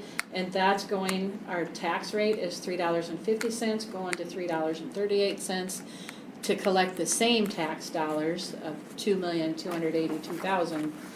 But we're proposing it go up to 3.46 to give us, what is that difference, $50,000 more. And that's with deputies at the 8%. with deputies where? 8%. 8%. Hello, can you guys hear me? Yes? This is Brandy, the assessor. Can you guys hear me? Yep, Sorry, I'm traveling, but I've been listening to the meeting. It's something I wanted to jump in and say that was pointed out at ISAC to me.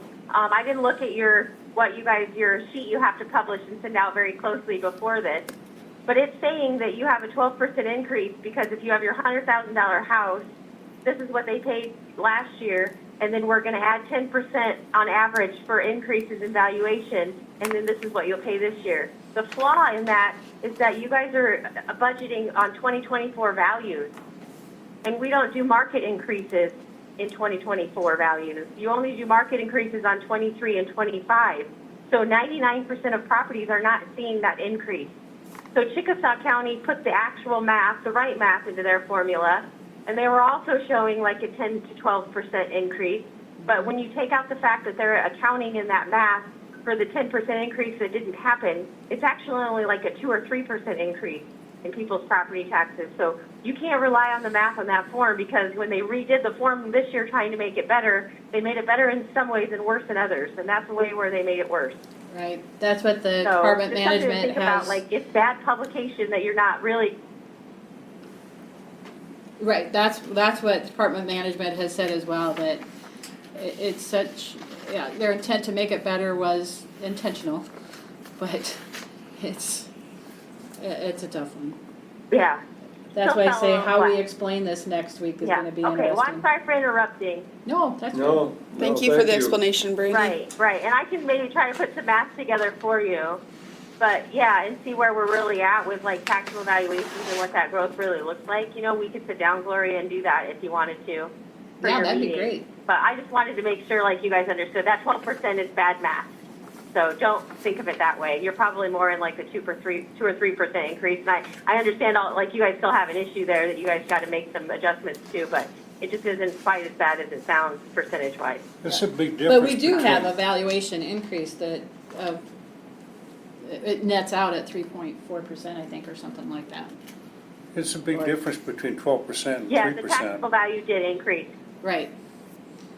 So that's in this Yeah, calculation as well. And the way people like jump to conclusions, right, yeah, and just the way people like jump to conclusions, you know, there's a lot of bad timing with this because I did make increases on 2025 values and they're going to get an assessment notice next week and they're going to take that value and times 12% to it. And so there's a lot of bad things happening right now, but the Timing is not good for that, is it? But I just wanted to make sure you guys are aware, yeah, that there's not an actual 10% increase in most values on the values that you guys are working on for this budget. Right. So it would be no increase for most, unless they had new construction. Probably the bigger hit is because of, Anyway, that's all I wanted. Sorry to bother you. yeah. No. Bigger hit is the rollback changes as well. Right, right. Yeah. And then just the unknowns of how they're going to do that transition if is House File Senate File 376 or whatever the number is. You gotta change it too. Yeah. Okay. Well, good information, Brandy. Thank you. Thank you. Yeah, okay, yeah, sorry. Yep, bye-bye. Bye. You can stay on if you want. So that is a really good point to have learned. So that 12% Yeah, is everybody's not, talking about 12%. it's not 12%. Well, and what did you were telling me that City of North Springs, there shows 24. Yeah, and several of the auditors that I talked to at conference, theirs are all above 20. For this math, this 10% math, so that we are comparing similar things, is that ours is at what, 12.59, with the 10% increase in valuations. I talked to 3 others that gave me their specific percents, and they were all over 20. I'm not saying that makes us good or bad, or I know. I just think the math is really just not. It is. It's very confusing, and if it's confusing to us who's implementing it, Oh. how confusing is it to the people Yeah. who aren't sitting in all of these meetings, trying, It's or the still would people who be- aren't even trying to understand it? Yeah, it still would be nice if we could bring that $200,000 down some. Yes, I agree. Yes. Try. I don't get to agree there. What that is, I don't know. But- And then, like we say, we don't even have this 50,000, 60,000 number for A boo-boo, huh? the collections, and Is that what we're gonna call it? I The boo-boo. think that just was a result of changes and stuff, and, yeah. So, my thoughts are, if we, okay, are there any other wages that were more than the 2.75? So let's talk law enforcement. Are you talking bring law enforcement down, the deputies, sheriff and the deputies down Yes. to 2.75 also? Yes. Oh, wow. The other one was the VA director. I'm actually kind of okay with that because I think you look at his comparables and he is out of line there. Well, I'm with the two, but I meet with them this afternoon, and I don't want to pass on any misinformation, and Yeah. 'cause they were gonna look for that 5,000 in their budget to try to, Everybody should be looking for Well, they the should, 5,000s in their budget, you know. exactly. whether it's revenues or I expenditures. think at the smallest budget in the county is almost, one of the smallest anyway, the VA is, so they don't have a lot to choose from, but, It's getting, the VA is really getting cut Spencer on the DeBold. federal level, Yeah. which That I'm would not be one sure of how the that will increases. affect him Okay. bring that also. one up. yeah, You know. it probably will. They get VA benefits for Right. burials and for veterans, you know, Yeah, and but stuff. so far the VA is getting slashed. So the veterans budget is It's not going very much. Is it 150,000? It's not. to 117. Yeah, it's It was 100, just about 112,000, and it's going up to 117. But they, I look at their line items and they never end up being close. If you look at their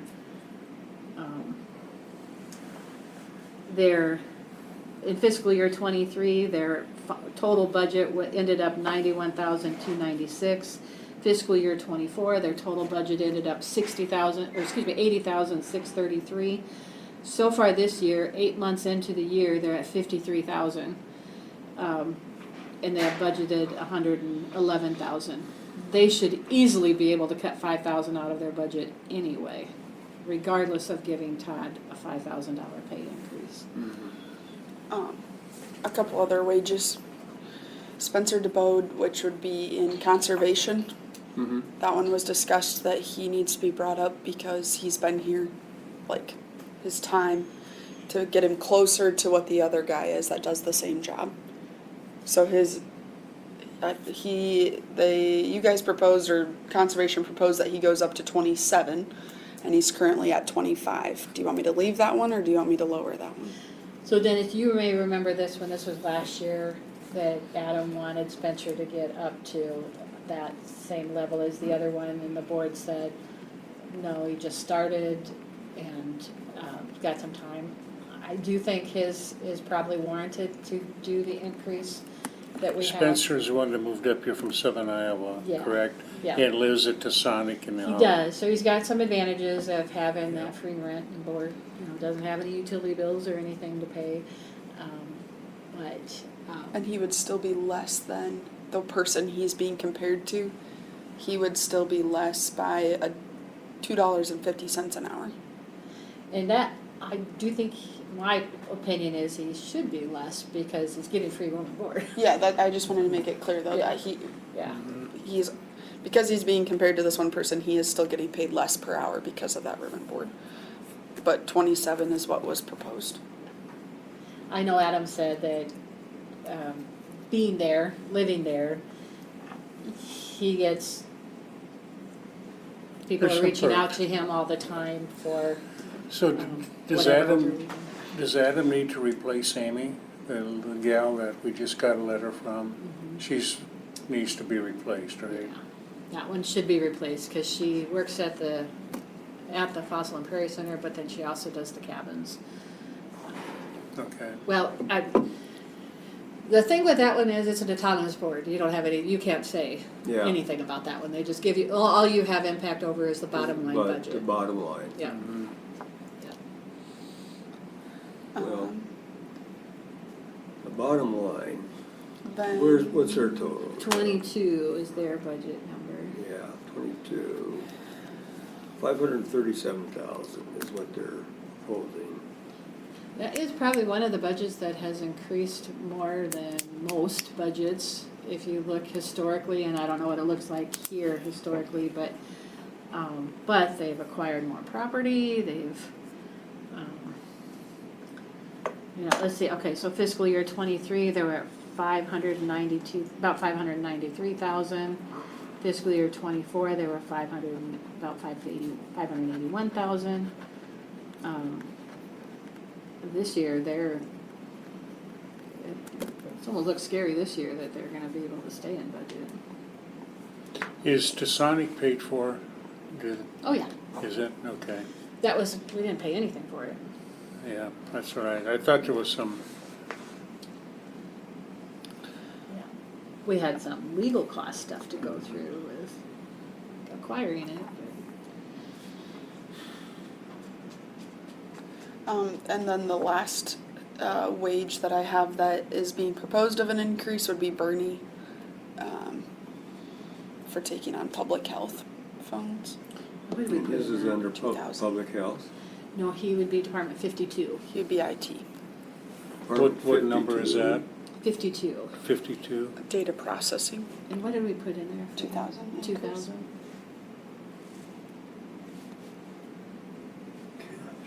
And what's 2%? When I talked to Bernie, this has been a while ago, he says, could you consider giving me a couple $1,000? I think is what he told me. So 71,925 to 73,925.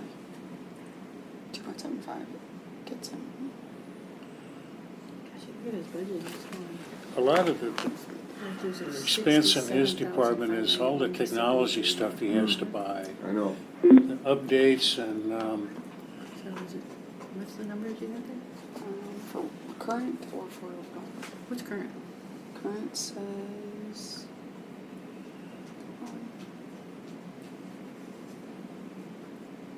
Is it 67,000? 700 or 70,000 on the dot.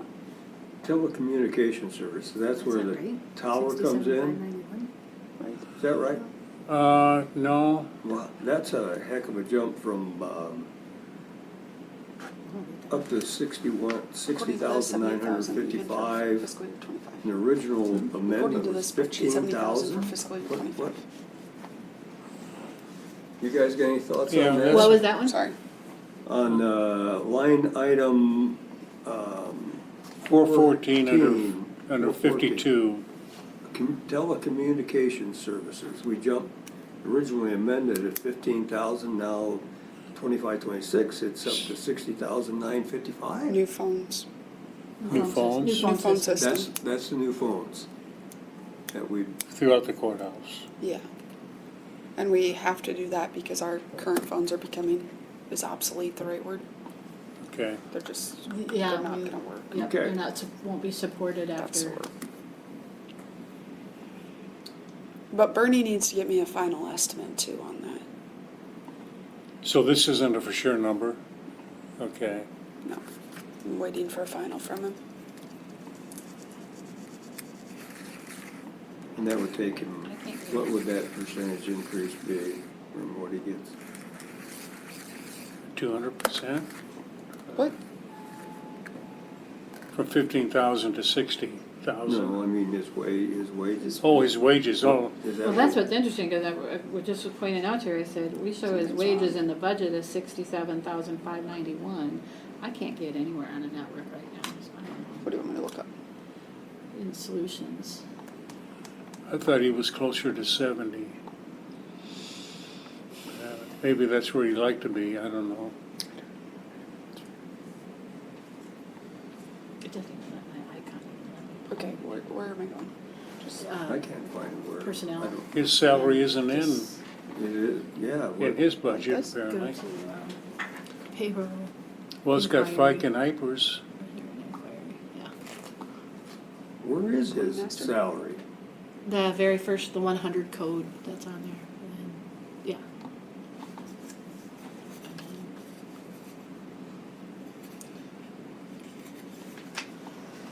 It isn't under data processing then? 52, Department 52, it's a 100 code, the very first line item. 73.9? Does it show up on mine? I have according to here, his salary is 70,000. Annual salary is 70,000. So we should put that as a, I need to look that up, see. What's the first line on yours, boy? Data processing? Data processing is sitting in line 1,000, general basic Should be putting fund. that Then you go to 100, as which a is reestimated salary, anyway, regular 70,000 for this year. employees. Mine doesn't Maybe a show budget that. amendment. Doesn't show Probably that, make but sure it it's shows covered. 73,925. No, mine doesn't have It it. doesn't have that? Okay. Where are you at? Data processing, Object 52, 52. And the first code is a 100 salary 100. regular? regular employees, is that, Sorry. that's his salary?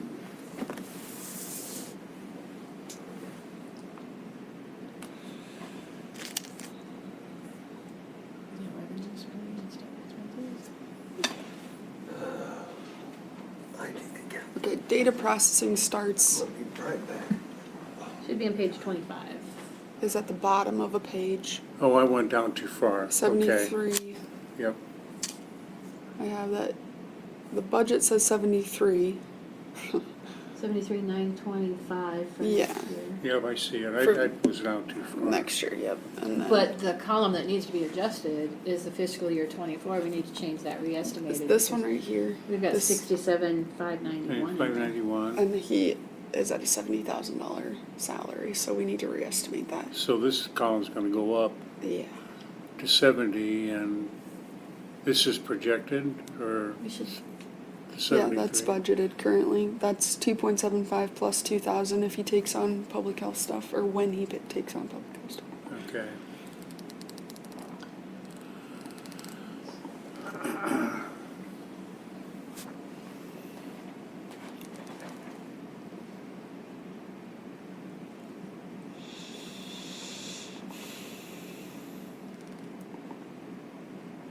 Would we save anything if we discontinued Zoom?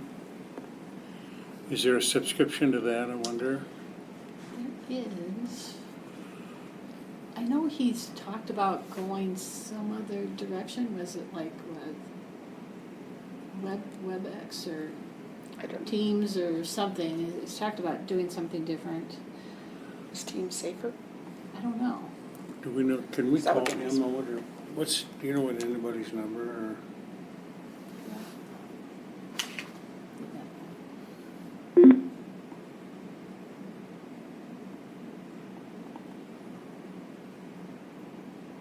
Do you want me to just call him? Or you? Yeah, You can, okay.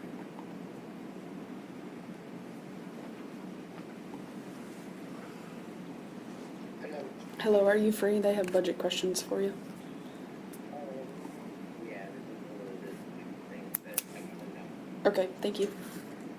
Bye. Does, He's coming down. does Solutions fall under Bernie's umbrella too? Yes, Solutions? yeah, was that contract for their services, yeah. And you said that you went to their meeting, I did right? go to their meeting. That was fun. I heard it was kind of a Essentially, Crazy. yeah, it was. Essentially, what I got out of it is yes, there's an increase in services, but when they outlined everything they would be charging for, it's not any different than previous years. It just was very blatantly outlined. Yeah, but is their service any good? No. To providing? No, but they pretty much, honestly, the head lady pretty much told us, good luck going anywhere else. We've been around to hear your budget conversations, your legislative conversations, and you can't afford to switch, so you're pretty much stuck with us. she doesn't Beth know was what we can not, afford. Beth was not very, Not impressed with her. no, Hmm. no, she was, But yeah, what is happening is that ISAC is working on having, they're searching for a vendor that could provide that software system countywide, statewide, and then, but there'll be a fee for that as well. But at least everybody would be on the same system. And then there'd be some oversight with the, I believe, with the IT affiliate would have, or you'd go through ISAC's people for any questions, and if they That's what it couldn't would answer be. the questions, then it would go to, they'd contact They were- whoever that company is that they're outsourcing to. suggesting a middleman.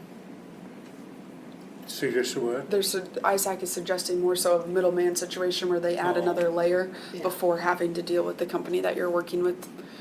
But that middleman would also help with making sure that the company had their reports right, because that's a big deal that, there are reports that we couldn't have done for over a month after the state deadline because the software didn't have it corrected.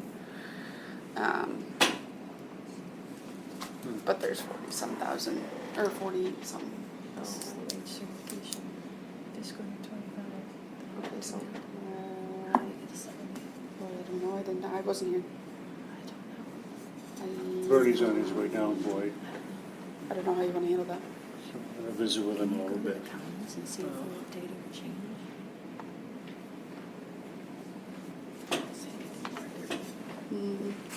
Hello? How did you do? How are you? Good. New Dennis phone requested your system, service. 73 grand? No, more than that. That's on the second.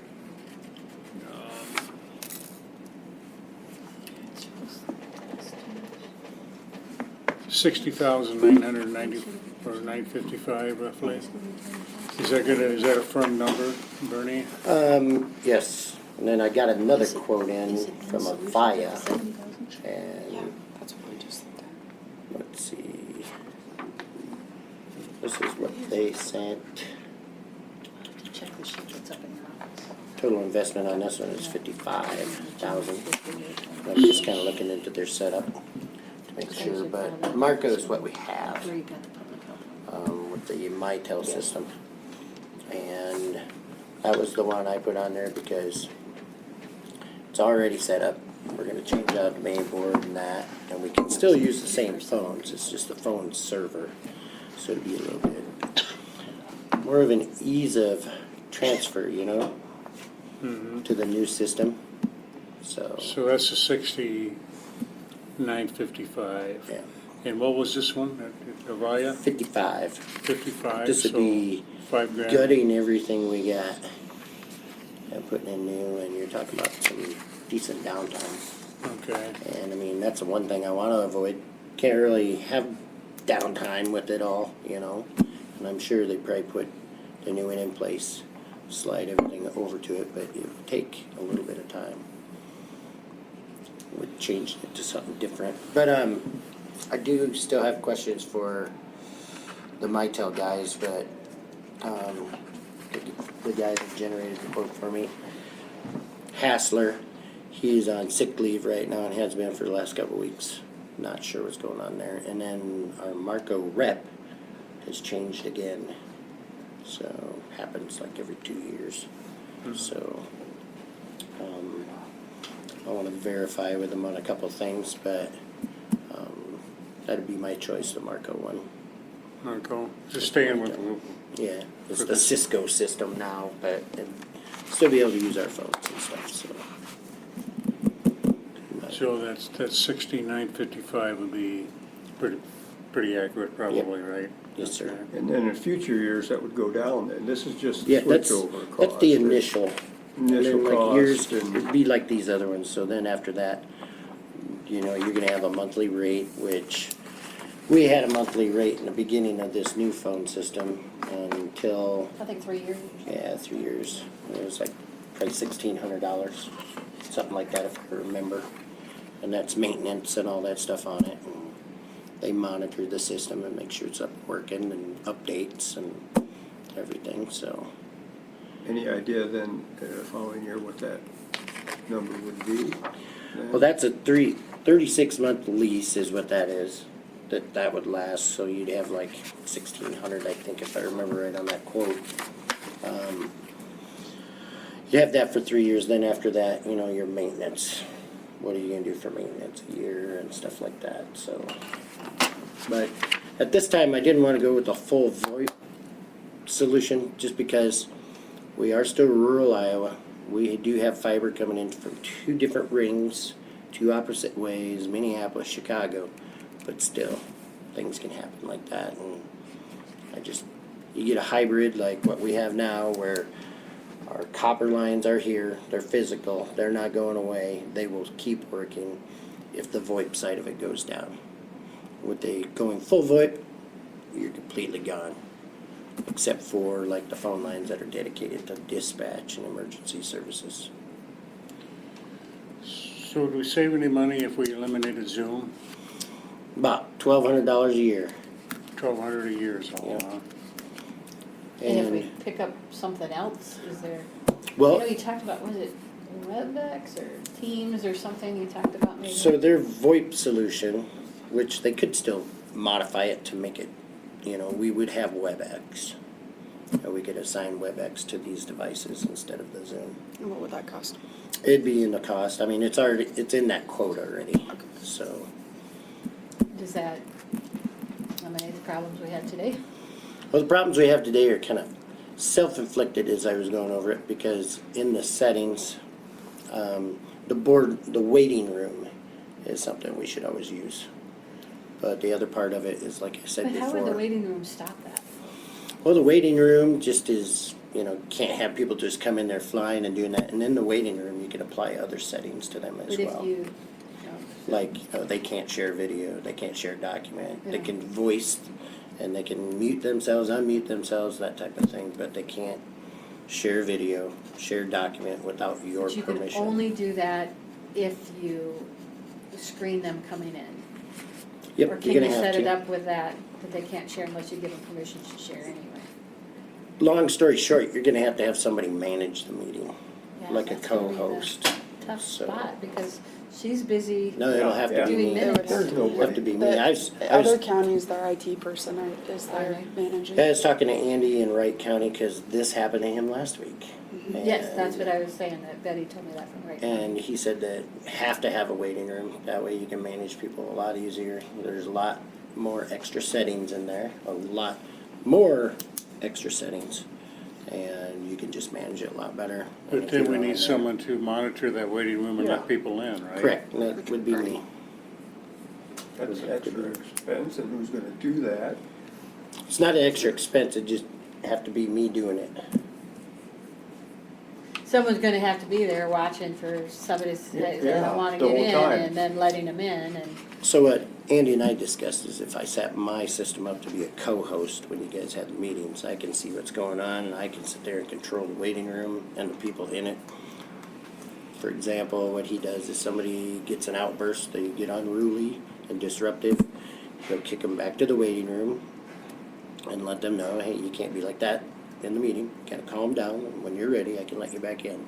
That type of stuff, you know, just, it So seems the like co- Zoom would have a better option that, without all that, that you would be able to let people, that people could automatically come in, but they can never share a video unless we give them that administrative permission to do so.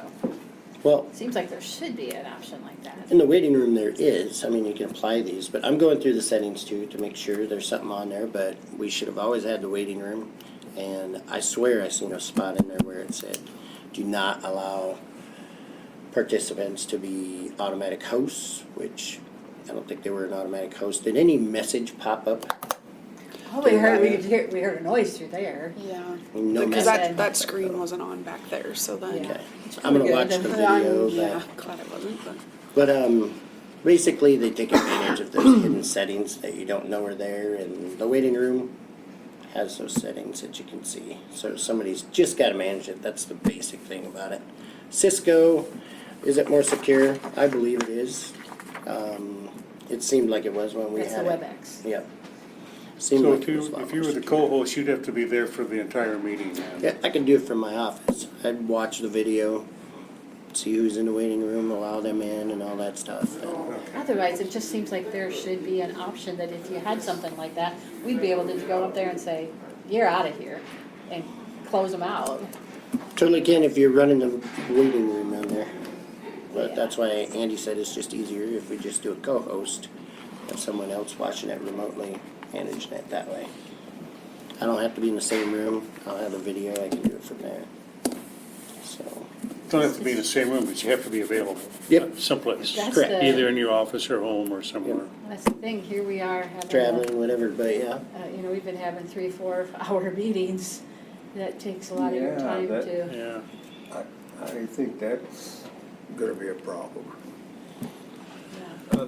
If you've got an issue that. Well, you maybe need to- we'll just do telecommunications. That satisfy the Iowa code to have people can call in. and you know, and honestly, a lot of them don't even use the Zoom unless they've got someone remotely presenting, like someone from another business or something like that. They got documents to present, you know. But So do we want to then continue with the YouTube thing where Morgan sends you her Audio. recorded audio? yeah, Like today, if we got a split one, Yeah, because I got. I turned tried to off. plug it in to charge it, gotcha. shut it off. But you could So- merge that together. Yeah. Might be a little gap, but you'd be able to put those together. Can definitely do that. But that's quite a change then too, to not have that video that people have been, I mean, I hear from people, they say, how come the video's not up yet, or whatever. Yep. And I mean, we never had anything like that till COVID. So I mean, more people attended personally, but I blame a lot of things on COVID. Bernie, on your, when we look at your salaries for regular employees, we're up to 73,000. Is that yours included in there, or what? That's all That's his. That's all Bernie's. yours. That's Bernie. Okay, employee, You, single. Okay, one. one, 3 of I them. wish there were 3 of me. okay, yeah. So where are you at with the public health transition from next to, So we sent a questionnaire, Gail sent a questionnaire to NGT, and she's asked for more clarification because a lot of it in the questionnaire, they replied back to, we normally don't get to have information out unless there's gonna be a switchover. So she replied back saying she needs money numbers, you know, and haven't heard anything yet. And I sent a reply out this morning too, asking about it. She Any more has- info? she has her meeting tonight, I think, isn't it? Tonight, or 5:30 this afternoon. So hopefully they'll get back to her before then, have more info. But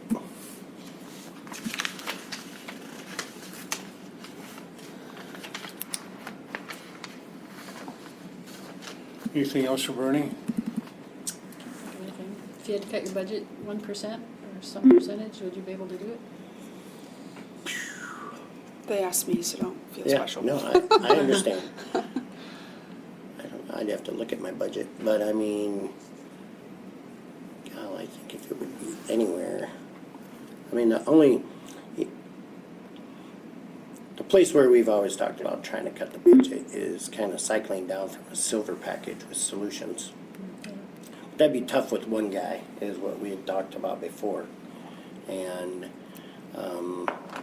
it's nice to have them there for, you know, if I'm traveling or I'm doing cameras somewhere and somebody has an issue, they can call them, they can help them. And happens quite often where I'm in a bucket loader fixing cameras or at another location setting stuff up. So, Information technology is a big item in your, yep. one of that's- them is $150,000. Yep. That is part of the silver package with solutions. With That's what I'm solutions. referring to. That's Okay. that licensing part, which it does payroll, real estate, claims, You get the licensing. yep.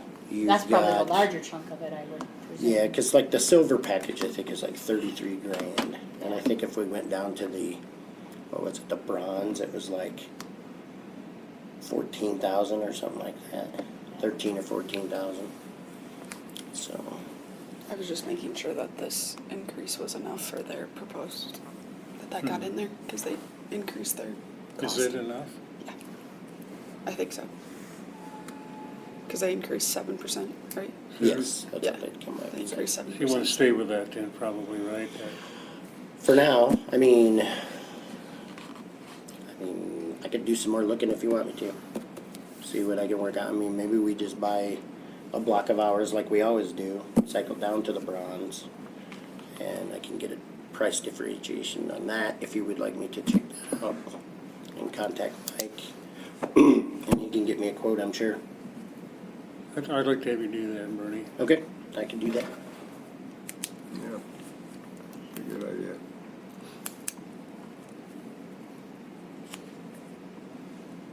Okay, I will call him today.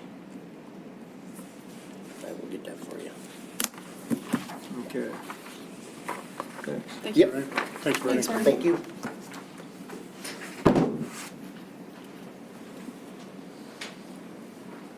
Sheriff Crooks, you want to come up? Nope, just No. listening. Just listening. Isn't Have it? you heard the conversations we've had on budgets? Well, I've been getting some texts and some emails and, Yeah. yeah, so I Okay. don't listen, but here I am. Yep.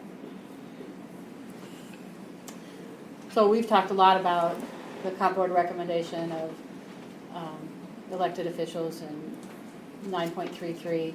You're probably aware that's, we worked it in the budget down to 8%.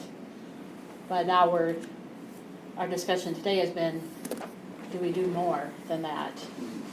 And I think, I personally think we need to look more at the whole, I think the compensation board kind of dropped short of doing comparables on all the elected officials, but on Back to Blue as well. And you're maybe aware that the one that just stuck out like a sore thumb to us was putting the 9.33% in with the 4 deputies in rural services, your rural patrol deputies. Okay. And we can't, there's not much for expenses. The largest expense we have in rural services, the transfer from the property tax to secondary roads, that we're bound to do a minimum, and we do just the minimum of that, and that's $1.3 million or something like that, that we're bound to do. And then the rest of the rural service budget is like the 4 deputies, a percentage of Jesse Willidson's department with zoning, because he split different ways, the collection site, libraries. There's just not much for departments for wiggle room on where can we change things. And so that's where we brought the deputies down to the 8%, or all of your salary down to increased to 8% instead of the 9.33. But we also had to, it's not a large one, but we have $83,300 that's budgeted for an expense for road clearing, that they have like their chemicals, and I think a couple of weeks ago there was a new chainsaw, their certifications for weeds, spraying weeds and stuff like that in the ditches, that kind of thing. And then every year whatever the supervisor's budget, so the $88,300, whatever they haven't spent and all those other expenses, last day of the claim run, they do a check that nets it out to 100% spend that budget down. And so we've changed that $88,300 down to $75,000 as an amendment this fiscal year and next fiscal year, to be able to do that, try to make things work, so because we have a policy that we have to have 25% carryover from one year to the next. Right. And what's our last numbers on that for where we're at with percentage of carryover on fund balance? I'll just pull a fresh one. Yeah. And then how do we justify taking secondary roads at 2.75%, you know, and trying to be more equal throughout the. Well, secondary roads has teachers, that's their union. So they already came to you and their union worked with you guys, and, you know, we're not Teamsters, you know, Oh, I know. we're separate. Okay, so. I They don't just think have new contract. We are people that should be compared to the secondary roads. We don't pay Teamsters to go do our dirty work with you, okay? We show up by ourselves. You know, so. And Teamsters getting 2.75, that's on them, and that's on the road crew. That ain't, that shouldn't hinder everybody else.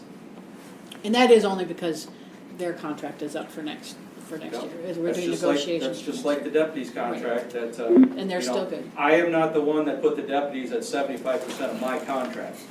The supervisors did, and it wasn't you three. Okay, well, it was probably this one here, one of them, okay? You I think it was two probably before weren't here. Dennis. It was before Dennis even. Okay, It was before Dennis? me, yeah. Okay. Well, when they went So- to percentage of sheriff, yeah. That was the supervisors that did that as well, Yep. okay? But over the years, my salary has not gone up because of, it's always talked about that the deputies get the raise as well.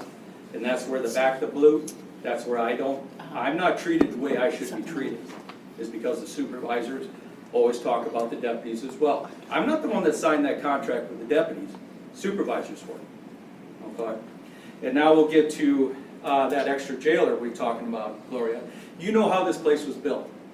You were here the whole time Yep. this place was being built. Yep. They always recommended 2 people running this jail. Mhm. That's why I asked for the extra jailer. I've asked for that extra jailer ever since I became the sheriff. That was upstairs. And we That was haven't, before jailer. That's for jailer safety. That's all that is. You want 2 people on at a time for safety reasons. That's why you want 2 people on overall, okay? That's why you want 2 deputies on. Every hour of the day is for officer safety, okay? Because I heard something about cutting a deputy, not hiring a deputy after. Well, if, you know, the first thing that's gonna happen is you're gonna have about 11 wives sitting in here and they're gonna be upset. Because when their husband has to work by themselves, okay, and they have to respond to a domestic by themselves, okay, and they get hurt or they get injured or they don't come home that night, the supervisors are gonna be the one that are gonna have to answer, okay? So all deputies work on like 2. I have 2 guys on as much as I can. And there are times where there'll be an hour, hour and a half where there's not 2 on, okay, even with the number that we have. And that- Because you have sickness, you have medical, you have vacations, you have bereavement, you have everything under the sun, okay, that you have to deal with, and then I got a schedule around. When you say the 2 deputies, is that just in the jail, or is That's that ju- out on that's streets. patrol? That's streets, that's So, patrol, on patrol too? yep. Because you look right now, I've got 1 deputy that had to go to Mason City, pick somebody up. Now they're sitting on them the whole time in court, then they're gonna have to run them back over to Mason City, okay? I've actually got 1 deputy working by himself, okay? I'm his backup, all right? But That's- you also have 2 jailers on I have duty two- all the time, I have too. 1 jailer right now, because my jail administrator's on vacation. Yep. So I have 1 jailer right now. So, and let's talk about the jailer situation, because I heard Gloria say something about that jailer. Well, why does he need another jailer, and why does he say that he doesn't, you know, need that jailer? Well, what had happened, Gloria, is I told Dennis that when he came to me, is I said, if the jail staff had gone to the chief deputy and said, we would rather have our raise than get the 9th jailer. And that's what I passed on to Dennis. That's all I did. And I said, if I need a pawn to not hire that jailer, I'd rather have my jail staff get that raise. Because I said, I'm probably gonna have 2 people quit if we don't get a decent raise. And I guarantee you they're gonna quit. They're gonna go back to Cerro Gordo County. That's where they came from. Okay? Yeah. So that's what I said about the jailer. And you said multiple times, why does he need another jailer? The overtime is different for us. It's emergency situations where these people have to stay, okay? It could be 4 jailers back there at a time that they've stayed because it's an emergency back there. We might have somebody on suicide watch, then you have 2 people that have to work the jail. You have to have one 24/7 on that suicide person. The jail is different, it's a different beast, okay? That's what people don't understand. Only people that work it understand it, okay? That's why we ask for what we ask for. So, and that's why, you But know. it still is common though, Jeff, that it, and I don't mean to be combative by any means at all. Well, I do get worked We up. haven't taken a jailer out. You've got your extra But jailer in the budget. that's what, like I said, that's what I talked to Dennis about. These jailers would rather have 8 jailers and get the raise than have the 9th jailer. Me, I want the 9th jailer. I want the 9th jailer, okay? Are they being selfish? Maybe they are, okay? Because they want a decent pay raise, that's what they want, okay? I'm being selfish as I want safety. I want that 9th jailer, Yep. okay? But that's not my decision. That's all I could pass along to you guys, because you guys make the choices, not me. But is there an in the middle spot there, in the middle ground there, where we can do an increase that is, retains employees and gives you your 9th jailer? Because I would suspect that you're never gonna change your position that you wanna have a 9th jailer there. Oh, no. So next year, another year, you're gonna come back and we're gonna have a higher wage. Because I've and we're always gonna said have- that jail needs 11 jailers. That's what I've always said. You need 11 jailers when you factor in vacation time, sick time, and actually the jail administrator should even be considered a jailer. She should be the jail administrator running that jail. And there should be other people that's working the jail because she's got all the paperwork and everything else that she's got to take care of. I would agree with that, and I agree with the same on dispatch Yeah. side as well. Exactly right. Yes. Exactly right. Yeah. And, but, you know, if you get to 11, and that'll never happen in my time, I know that. But that's what I've always said. 9 in a perfect world with no vacation, no nothing, covers 24/7, 365, 2 jailers all year long. But we all know vacation, you know, bereavement, medical, everything else, sickness, you know people, they deserve that time off. Yeah. Okay, they're gonna be gone. So, you know, you do your best to cover. But I just wanted to come in here and pass that along that, you know, if I don't get that 9th jailer, that's fine. That is fine. Those people know that, but they'd rather get the raise, okay? I'm gonna be selfish But and what say if I you want could- that 9th jailer. What if you could get the 9th jailer and get a $2 an hour increase? That takes them to 24. Yeah. I would say 25. I really would. Because it's always been, and you were here when Supervisor Cam, Jaden, and Schwickerath were here. Yep. And it was always the talk, we're gonna try to get those jailers up to where the dispatchers are. That was always the talk. Well, last year we took a step back. And it wasn't, you know, I asked for $1 because I was told by a supervisor in my office that dispatchers were not getting the $2.62 raise last year that they asked for. They were gonna get the 3%. I was And told that right in my and- office by a supervisor. And they So didn't, I they said- got the, they went from $24 to 2702. $27.02. Yep. Well, I guess, yeah, And something that's- more than that, but, See, that's, Yeah. and that's when I said, at least give me the $1, then it'll close the gap 35 cents, you know, with the dispatchers. It'll close that gap a little bit. But then the dispatchers got their raise. Well, I got the raise that I asked for the jail staff, but I didn't close the gap any. The gap got extended again. yeah. Okay. And I'm gonna just be honest, I can't recall that the supervisors said that they would bring the jailers up to the same as the dispatchers. But I'm not gonna say that. Never said the same. Yeah. They Or closer. said, we'd like to get it close to where the dispatchers are at. Never said the same. So the other financial piece that the supervisors are working through is, you know, we can make this 7% work in the rural services, but when we go to our supplemental, for general supplemental, we're looking at the significant part that we have is an increase in our tax rate for supplemental for this year is 1.4651.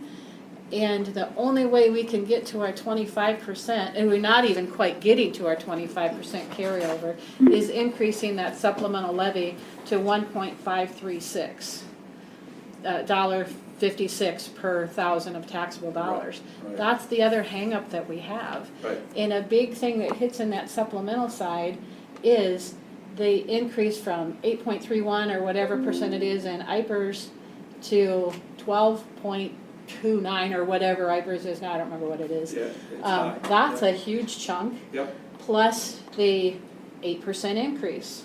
Yep. So that's, I think, where Boyd's going with, let's give everybody 2.75.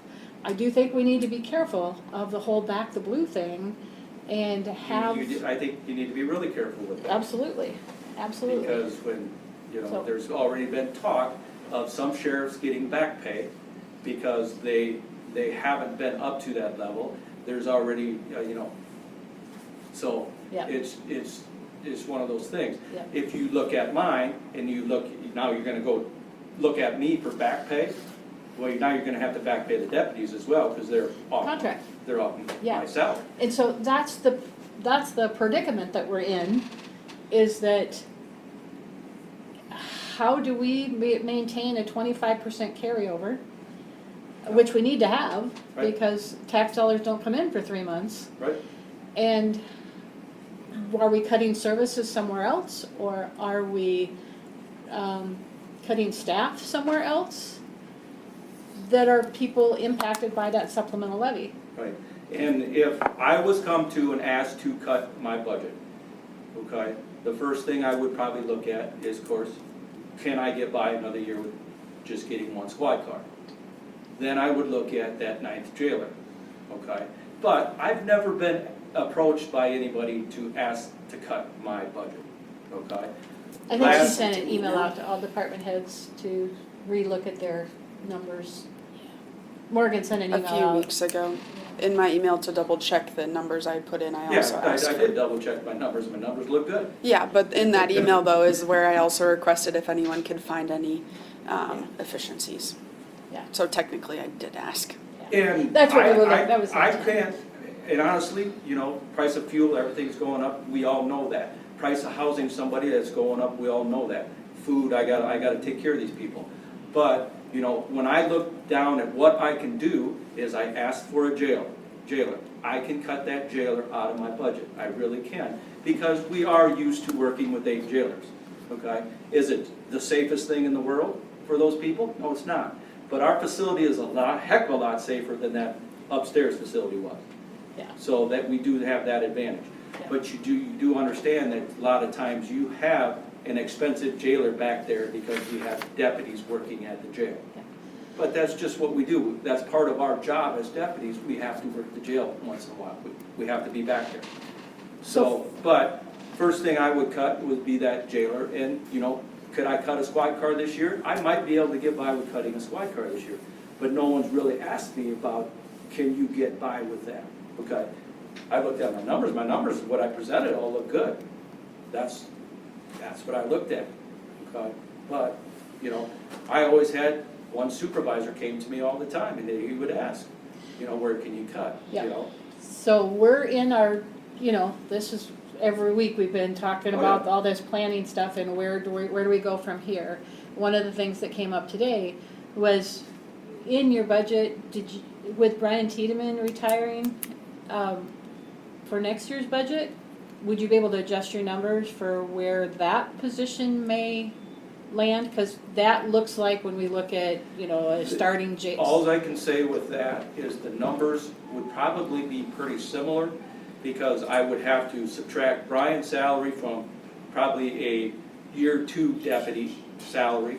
And then, but Brian is single insurance, but I'd have to figure family insurance for the other deputy.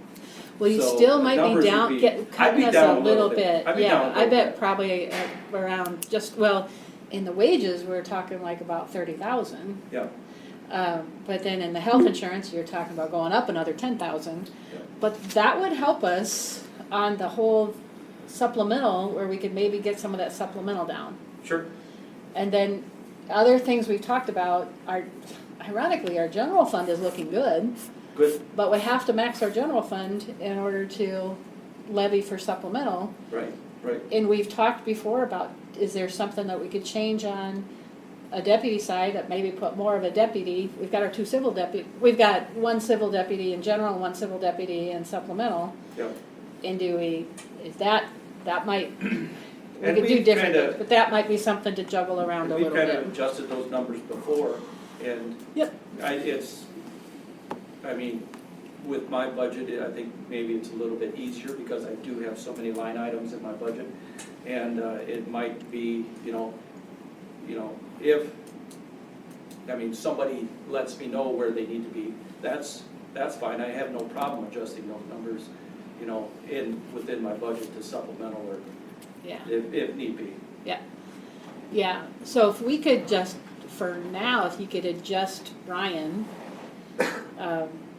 that line item, Yep. or for whatever wage you think they'd be in by the end And of the of course, fiscal year. it has to do with, what the percentage raise that we do get. Right. And then we'd be able to figure those numbers for sure. And I, like I say, we're at 8%, but I think going to 2.75 is a little more drastic than I think we should go on that deputy, year salary and the deputy salary. Just primarily because of Back to Blue. I think 275 is probably too far to drop. And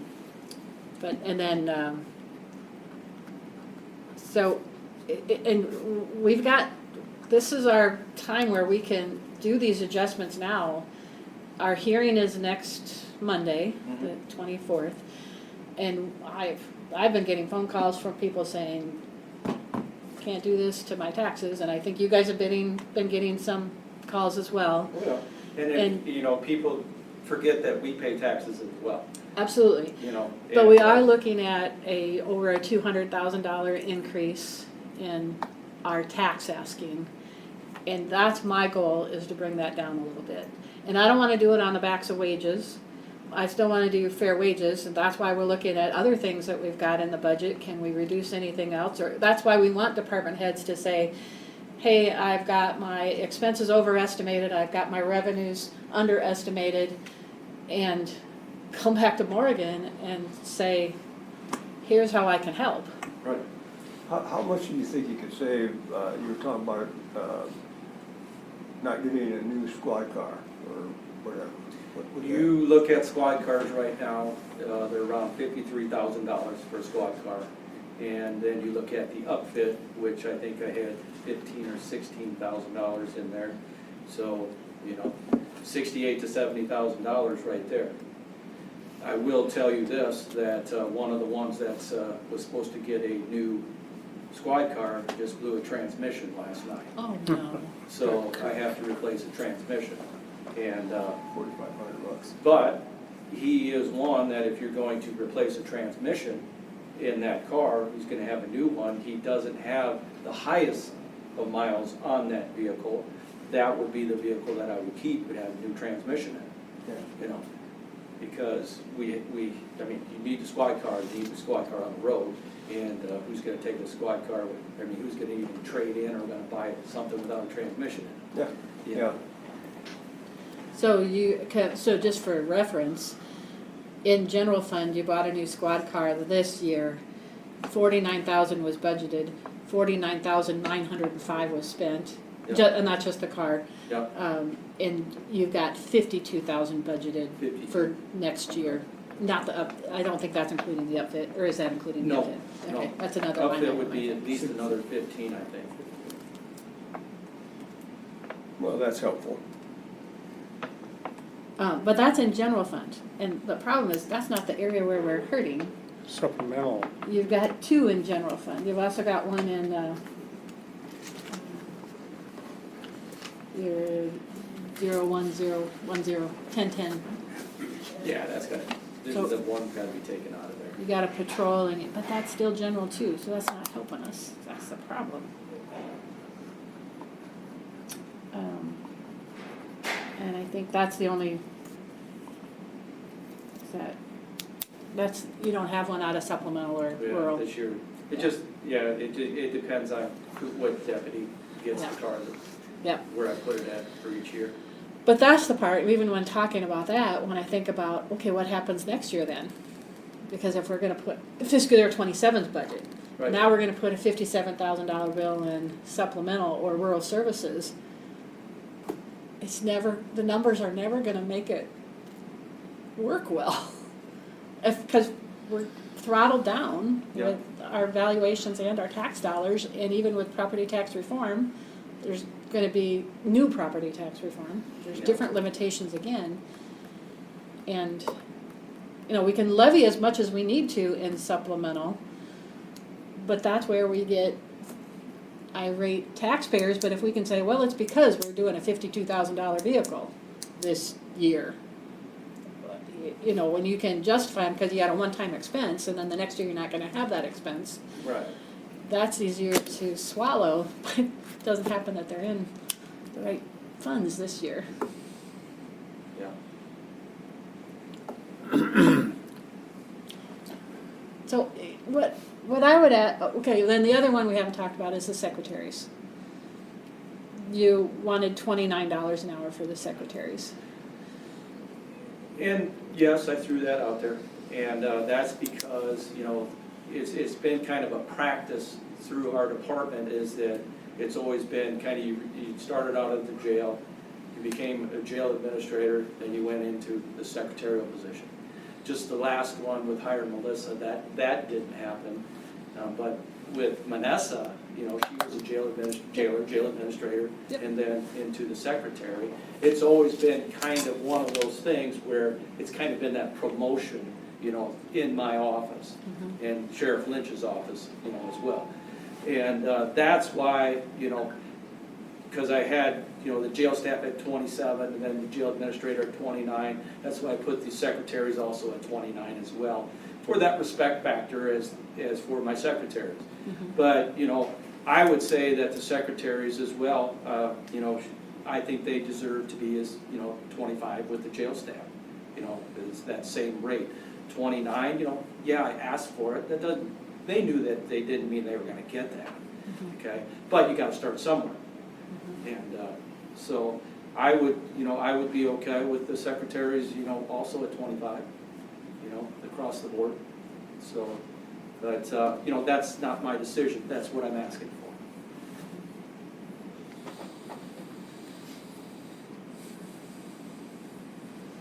Where's that leave you? Well, At he's 25, invited- they're not far from a 25. 2360? Yeah, and with 2.75, we had that number, Morgan's got that number. So that put him at like 24, 24, 25. 24, 25. Yeah. Boys in white and be a lot on the process. And that's, You know, you know, that's, Every department's yeah, different. and that's the thing. I've been kind of contacted by some people that maybe my department's been through the mud here a little bit in this budget process, but I do have a large department. And that, you know, I've got 22 employees. So that's, but if you have questions, call me in, ask me. You know, I'd be more than happy to come in. And if I can't come in, I know Chief Deputy or Lieutenant Bartz can come in as well.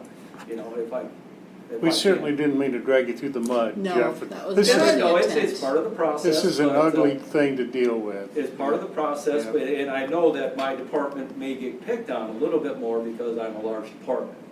Okay, but I do employ a bunch of people in this county, I do. You and secondary roads are the two largest. Yes, Yeah. yes. And as for a sheriff's office budget, though, we are pretty much bare bones.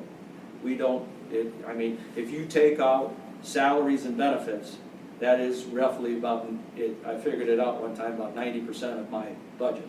And that's that's the problem, you know. It is, And it is, but when you look at the number. when you're of- 24/7, I 365, though, you need people to work. Yeah. And I know Dennis, I showed him a sheet of how many jail staff in the last year, over the last year, 2024 and 2025, that I've hired. And we've had a high turnover ratio. And part of that is, you know, when you're working nights and weekends, That's not the. and you're getting yelled at, you know, by people that they're not very happy that they're in our facility. No daylight. Yeah, it's, you know, Yeah, we I- want to be paid. I can imagine that's a high turnover. You know, I don't know other counties. I imagine they have the same problem. They do. Oh, You know, it's not just, It's the nature of the beast. It is. You know. It is. And- but I'd like to start retaining some of those people that I've got, because I've got a great staff. Yeah. I've got a great staff. So, Is your jail staff a mixture of men and women both? I've got 2 males, 6 females. 6 and 2, okay. Yeah. And is that partially because you have to have a female on all the time? You have to have a female on all the time. You Couldn't really have do. your 2 males on duty at the same time. No, no. If it were, I mean, you could possibly if you just had male population. Yeah. As soon as you throw a female inmate into the mix, you Yeah. better have a female on staff. Yep. Hmm. Yeah. So you better plan for that every schedule. You do. Okay.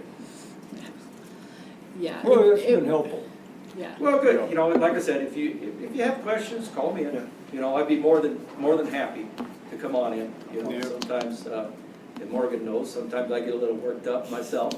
But, you know, I feel like I'm fighting for my people, Well, that's and good. I'm trying to retain my people, because that's important, because, number one, I'm tired of doing interviews. Well, Number two, there's so much investment in that training and all yeah, that. you know, and I hate the fact coming up that, you know, even, you know, Brian, it's time, he's ready for retirement, he really is, and I'm happy for him that he's made it this far. But I hate to lose him, I really do, he's a wealth of knowledge in my department, and he does a ton. So, but, Is he probably the fellow with the most years? Oh, yeah. In your department, Travis. Jeff, right? Travis is ahead of him a year, isn't he? no, Travis has more years because he was a reserve. Oh, Brian's got more full-time years, he's got 26 full-time years. Travis is at just at 25, so they're just a little, they were hired like the same year. Wow. But Brian's got 34 years total in law enforcement. Some with the PD too, right? Yes. Yep. Yes, so. but Yep. if we were to be able to give you your 9th deputy, jailer, I mean, excuse me, ninth jailer, at, if we could make this $25 work, that doable? Is that something you'd be good with? I mean, I don't think I could hope for anything more. I really couldn't.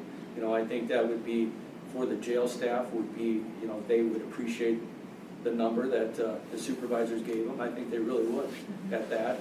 And, you know, safety-wise, back in the facility, another person, that's huge. And then could you rework your numbers for Brian's position at 8% Yep, with a new deputy yep. and get that to Morgan? And then, I mean, this is just another phase. I'm not saying that we aren't gonna do anything different than that, but it gives us other numbers to look at next week. No, but you know, that's great. I appreciate you listening to me, you know. Maybe it was a squad car. What would a new deputy start at, Jeff? You're looking. If he's through the academy and Yeah, he's got all his credentials? Brand new, I think, I want to say 52% of my salary. Okay, And if they are already certified, it might be about 56% of my salary. So it's right in there somewhere. Mhm. So you're looking at a 52 to 56 to what Brian is at 75 of my salary. Does the academy have any recent grads? I mean, are there people available if, when Brian retires, can you call somebody up and say, come and interview for a job, or do they approach you, or? No, we'll have to put out, you know, for that we have an opening. Okay. And, what we will do is we will get people that are certified that will apply, and we'll get people that are non-certified that will apply. So it'll be just that process. Do you hire, you know, through the whole process, the interviews, the testing, there's the physical testing plus the written testing that they have to do. And then through that process, you know, you pick your best candidate, but are they certified or already, or are they non-certified? So non-certified, of course, then we'd have to send them down to the academy for 4 months. Certified, they're ready to roll. So just got to learn our system. They're not on the payroll though, if they're non-certified and have to go to the academy, or are they? They are on the payroll. They are on the payroll, Yes, they sir. are, okay. Yep. So,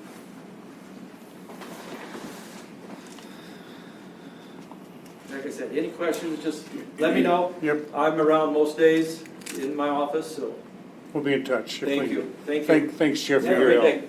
Thank you.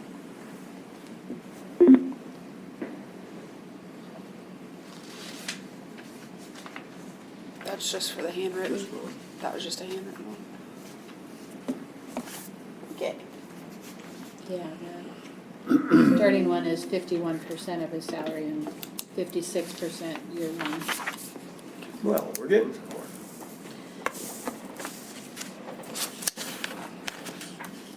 I think that, just again, the bigger part of this is gonna be those department heads saying, reviewing, seeing what they can do. I see nothing wrong with that. Yeah. I mean, you know, Your department head meetings are just once a month, right? I missed the month of March. Yeah, if you miss them, just let Boyd or I know, and one of us can attend in your absence. Well, can we have another one, even though it's not till the 1st of April? Can we ask the department heads to meet, and so we can get this message to them? I think the problem is you don't get I don't get that many that show that up. many, I mean, not all the departments, like, the sheriff often doesn't show up, sometimes they'll join by phone. You know, like Bernie VA doesn't. is here. We don't just need to for- talk to Jeff, we just did that. Yeah, I think what might be effective is an email from the chair of the Board of Supervisors saying, department heads, I want you to look at your budgets and try see to if, find 1.25%. see where you can, are your What's wrong revenues with that? good, are your expenses, do you think those are close, look at your trends, and, I'll do that, I'll get that out today sometime. Yeah, I think we have to. You know, I mean, obviously, our talk generated Uh-huh. some boiling. Some reaction. Yeah, and that's good. You know, I mean, we gotta know, and so Mhm. I seen I think we made some headway there. And I think going into next Monday's hearing, that headway is gonna mean a lot to the people that are coming to this room and saying, you're raising my taxes too much. And I just think we really need to try. We're not quite at a 25% carryover with our supplemental rate. Not And, quite there. nope, We're under. and, Where are we at? Under. We're 24 something. yeah, it's 24 24 something. Yeah. We're I mean, not we're at- close, but we're not there. So So. that 1% or what is how much? Oh, I don't I don't know. I'm not sure what that is in tax dollars, but Yeah. But everything's gonna affect it. Well, If sure. you take, you know, like even Jeff saying he's gonna, like Brian has a single plan, he's gonna put in a family plan. That's all gonna hit supplemental, where the wages are gonna be reducing general. I know. So a lot of times it's still not the right department or fund that we know. need it in. I know, it's maddening because save $250,000 on rock because you don't put it in the ditch this winter, but you can't use it anywhere else. Doesn't help us any. That doesn't hit your rural services. Yeah. That's all secondary roads, which is Yeah, all, exactly. yeah. Yeah, Well, yeah, but that's the I hard would part. agree with that. Get, you Yeah. know, the departments, to try to figure out, Yep. you know, get us closer, you know. I mean, it's like, they went for 29, but they, you know, 25. I'm gonna meet with Adam probably after lunch now, but, Adam doesn't need to look for 1.25%. We can't cut him anywhere that will help us, can we? You have no authority to, Or- you could say you gotta reduce your budget by X dollars, but he's autonomous. So, I mean, he That's what I can- mean, and so is Gail. Until Gail, yeah. Yeah. Yeah. I think he's talking about the other Adam. Engineers. Oh, budget. engineer Adam or Engineer conservation Adam. Adam? Adam Miller, they're our engineer. Oh, yeah, that one's, We can't, what's his fund balance with what they've got budgeted? They don't hit supplemental at all. do they? 20,000. No, not at all, but that, if you got your fund balance, it would- Where is it? There's too much stuff open. 20,000. I think he was like a 30% carry. Yeah, he was okay. He's at 28.69, so he's okay. Yeah. Not amazing, Yeah, but okay. Yeah, for him, I mean, the only thing he's looking for is shift in line items for the building thing, but I don't know that we want to look at any capital projects right now like that either. I don't know.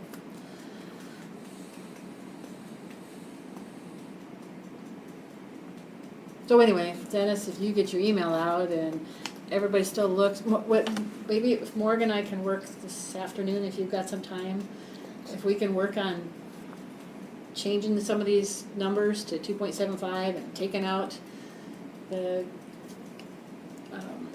healthy harvest and Randy's, what we decide on the library to I have a meeting at 2:30. Sorry. libraries do, that's rural services.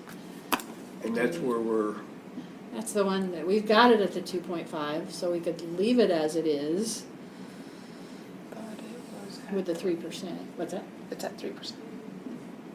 The increase is, it's at 3% in the budget, the rural services budget, but the fund balance in rural services is slightly over 25%. It's supplemental where we are definitely concerned. I understand concerned with decreasing the tax dollars requested, but our supplemental is where we have to be very careful. Yeah. And we do need to lower some. and refresh my memory Oh, on the yes. supplemental. Which bucket are we in? Which bucket are we in and what is in there? FICA FICA? and IPERS, all Can't tied do to it. wages. Can't do a thing about that. Wages. Whatever you change in wages is gonna affect that part. Right, okay. FICA, IPERS, and Insurance, insurance. health insurance, Health and dental. insurance, Yeah, and we set those rates we already. got, yeah. So we've got, those numbers I think are all good in the budget. Yeah. And then our general liability and, work comp, all of that comes out of there, which that's a huge chunk, $400,000. I don't know, where we're at with, if we go out, look for different insurance, if that's gonna bring anything down. But that's a chunk. civil deputy, got one sheriff's civil deputy, The deputies are on there? one One deputy. deputy is in there. His full wages, and if he's getting a new car or anything like that, that's all out of supplemental. We have two civil deputies, one's in general and one's in supplemental. That's one where we have moved in past years where if, you know, we didn't want to raise supplemental, so we moved it into general and we had carry forward balance in general to do so. Crazy. We've got other Where's things. the cars at? The car that. Wherever the squad car. whichever deputy is getting the car, it follows him. Yeah. So this year, it sounds like they're all in general. Two vehicles are in general. They're in Yeah. general. A general patrol and maybe it's a civil. And Jeff thought he could maybe get by with just replacing one of them, right? He did, but it's general. That's not our problem. Unless we Well, would. it'll still save money, but I mean, it's not, Well, that would maybe be something to consider if we wanted to move the other civil deputy into general. And you reduce a car. But then, you know, down the road sometime, you're gonna probably have to put that civil deputy back in supplemental, and that's gonna be an increase. So I don't, the assessor office, are they autonomous too, like yeah, they're Gail their own and- levying authority. but, Yeah. Yeah. Yeah. Let's see, I don't remember though, we have some unknown ones, like, juvenile probation. I don't remember if juvenile probation is in general or supplemental, that's one that can go either way.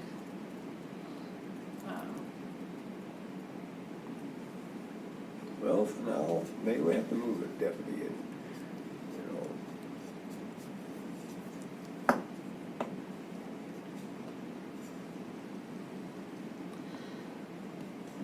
No, yeah, juvenile probation is already in general. Public defender, 32. Clerk of court, county attorney, all those are Yeah. supplemental, right?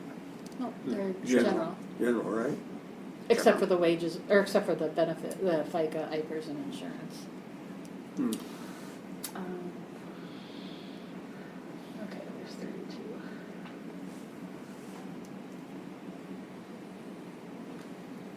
IPERS, insurance contributions.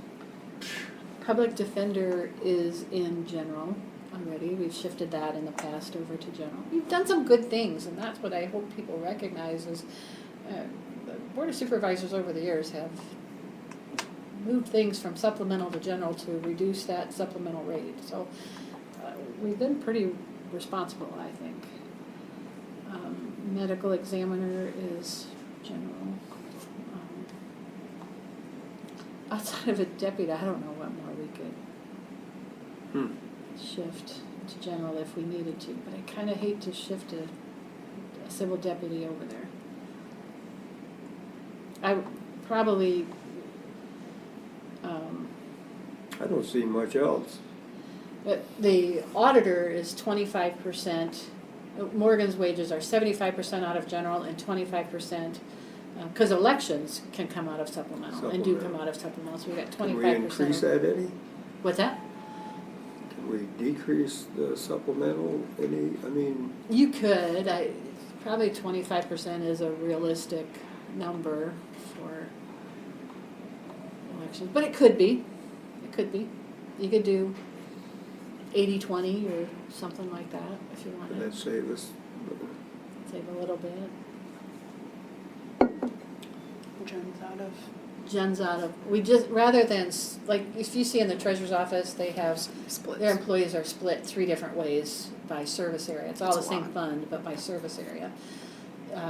Where it's different with the auditor's office, we have different funds with general, and 25% of Morgan come on out of a supplemental, and 100% of Jen coming out of supplemental. But we chose to do it that way rather than say, okay, Amanda works X percent of time on elections, and let's put that percentage in there. It just was easier to just put one full-time person in supplemental. Well, I mean, I can go down through all the supplemental and it comes up to IPERS and insurance. Just Yeah. I mean, tied right to your wages. it just isn't, you know. Or even So our, how short are we in the supplement? You said we're not, Not we're very over? much. Yeah, we're just, so we need to have a 25% carryover and we're at like 20 24 something. In general. but it, No, supplemental. supplemental. But again, that's at an increased tax rate from 1.48 to 1.53.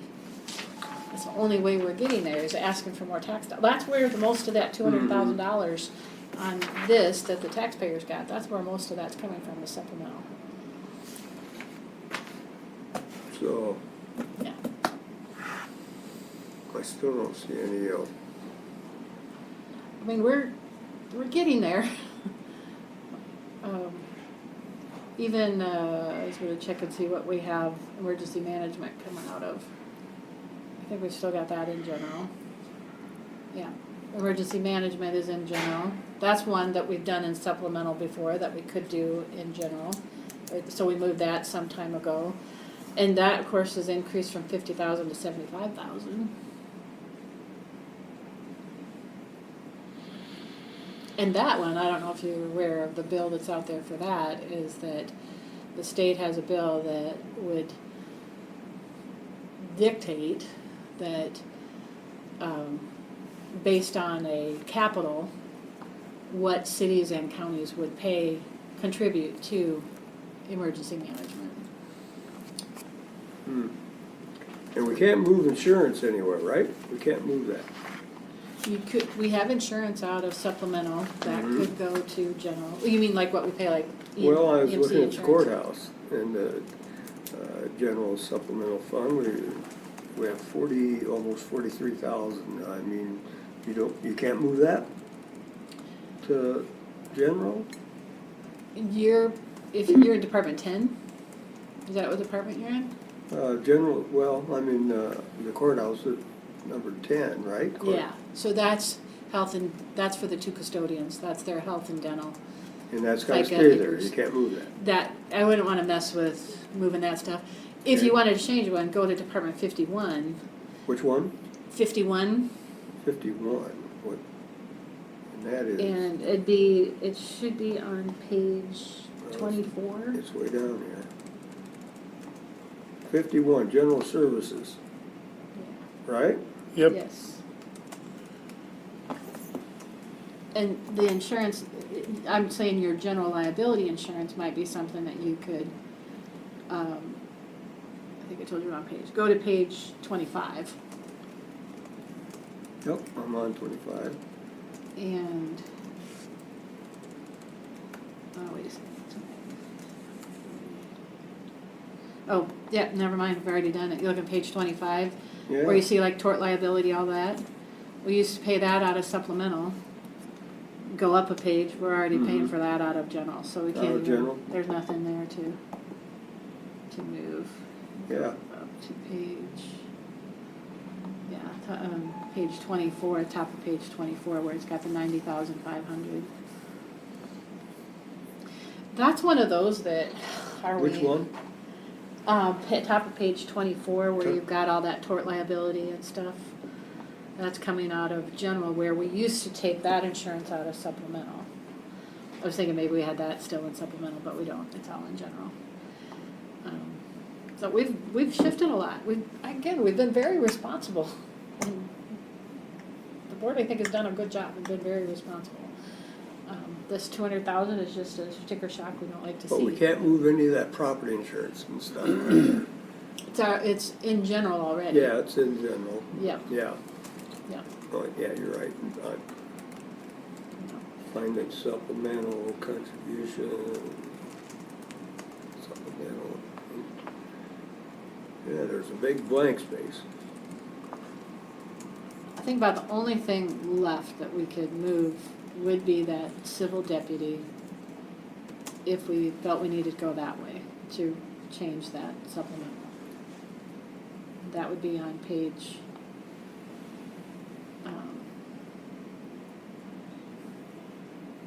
7. 7?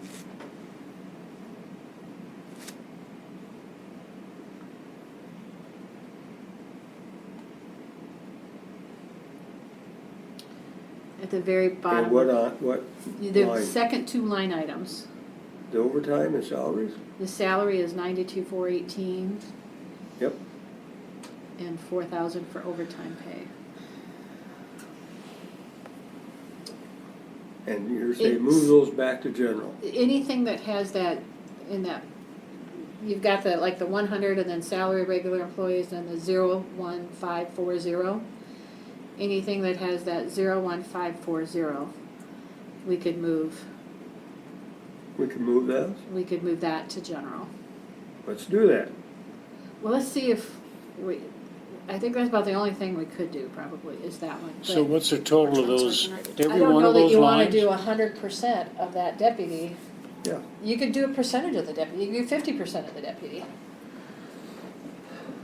And that might help us with that, because otherwise, there's a lot, that 1540 is, I don't know what that all adds up to, but everything from that 92,418 Well, to the bottom of that Yep. page. mhm. Vehicle repair and maintenance, that would be, include the sheriff stuff, right, is in that. That would be the civil deputy. I don't know if that's Travis or if that's, who's the other civil deputy? Well, that amounts to, that's big.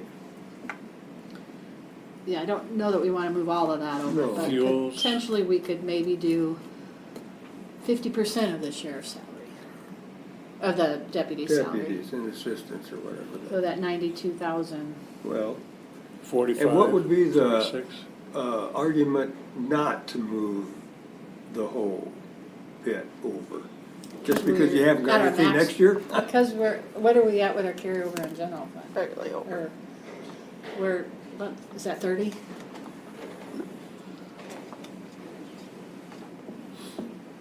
Gives me a headache. Under 30.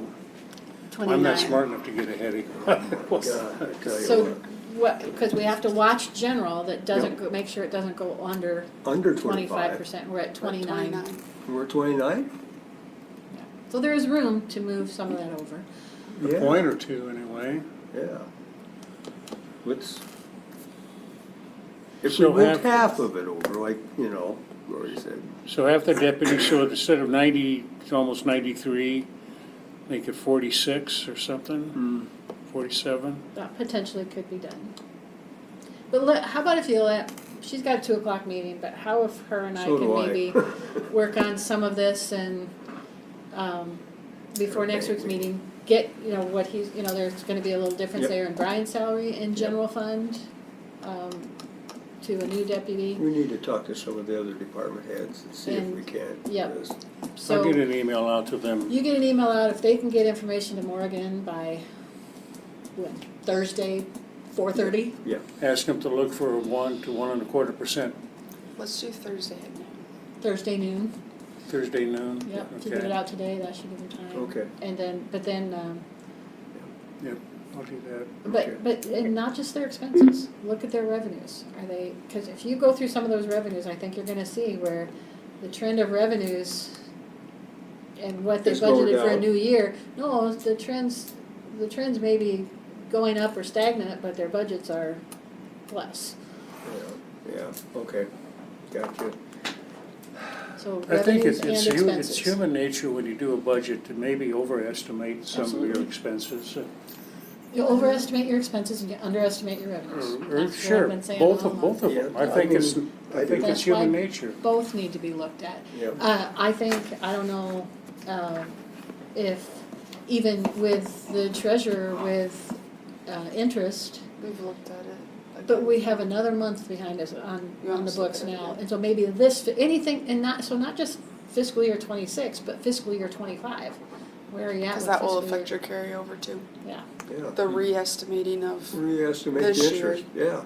but re-estimating of any of their expenses can Exactly, affect your exactly. carryover for next So I year. need to ask them to look for 1 or 1.25% deficiencies? Yeah. Or I wouldn't limit it, if they kind 10%, give us Well, 10%. okay, Yeah. but also to, We're looking to reduce our budget by $200,000 Yeah. if we could. And so we need your help. Yeah. And this affects what you've got 8 months of pure information now. of where you're at for 12 months. And so are your numbers looking like you're on board for revenues and expenses, current year and next year? Because the Okay. current year is gonna give us a starting balance for fiscal year 26, so. Give us the, yeah, they gotta help us out on this. Okay, I agree. Are we done for the day here? Not until you adjourn the meeting. For I minutes. will entertain a motion to adjourn. I so move. Second. Motion by Campbell, second by Carr to adjourn. Any discussion? Motion, all in favor say aye. Aye. Aye. Motion passed. My last. Okay. What a day. Can I ask a question? Oh, no. No, meeting's over. What happens if you don't get 25%? I mean, that's not a law, that's a policy. That's our policy. What happens if you come in at 24 or 23? It's How 24. close have you ever come to needing 25% in the first quarter? Our fund, this is where I say our fund balance have always come in more, well over that 25%. So if you look at what fiscal year 24's general fund is, isn't that something like 51%? I'll look. Oh, yeah. Mm-hmm. Yeah. And it was budgeted 25%. So that's where the numbers are skewed. So That's where they need to That's why we need departments to re-estimate. look at this a little bit further. That's only gonna help that 51%. But, you know, it just depends on the fund. If, well, let's use, just a small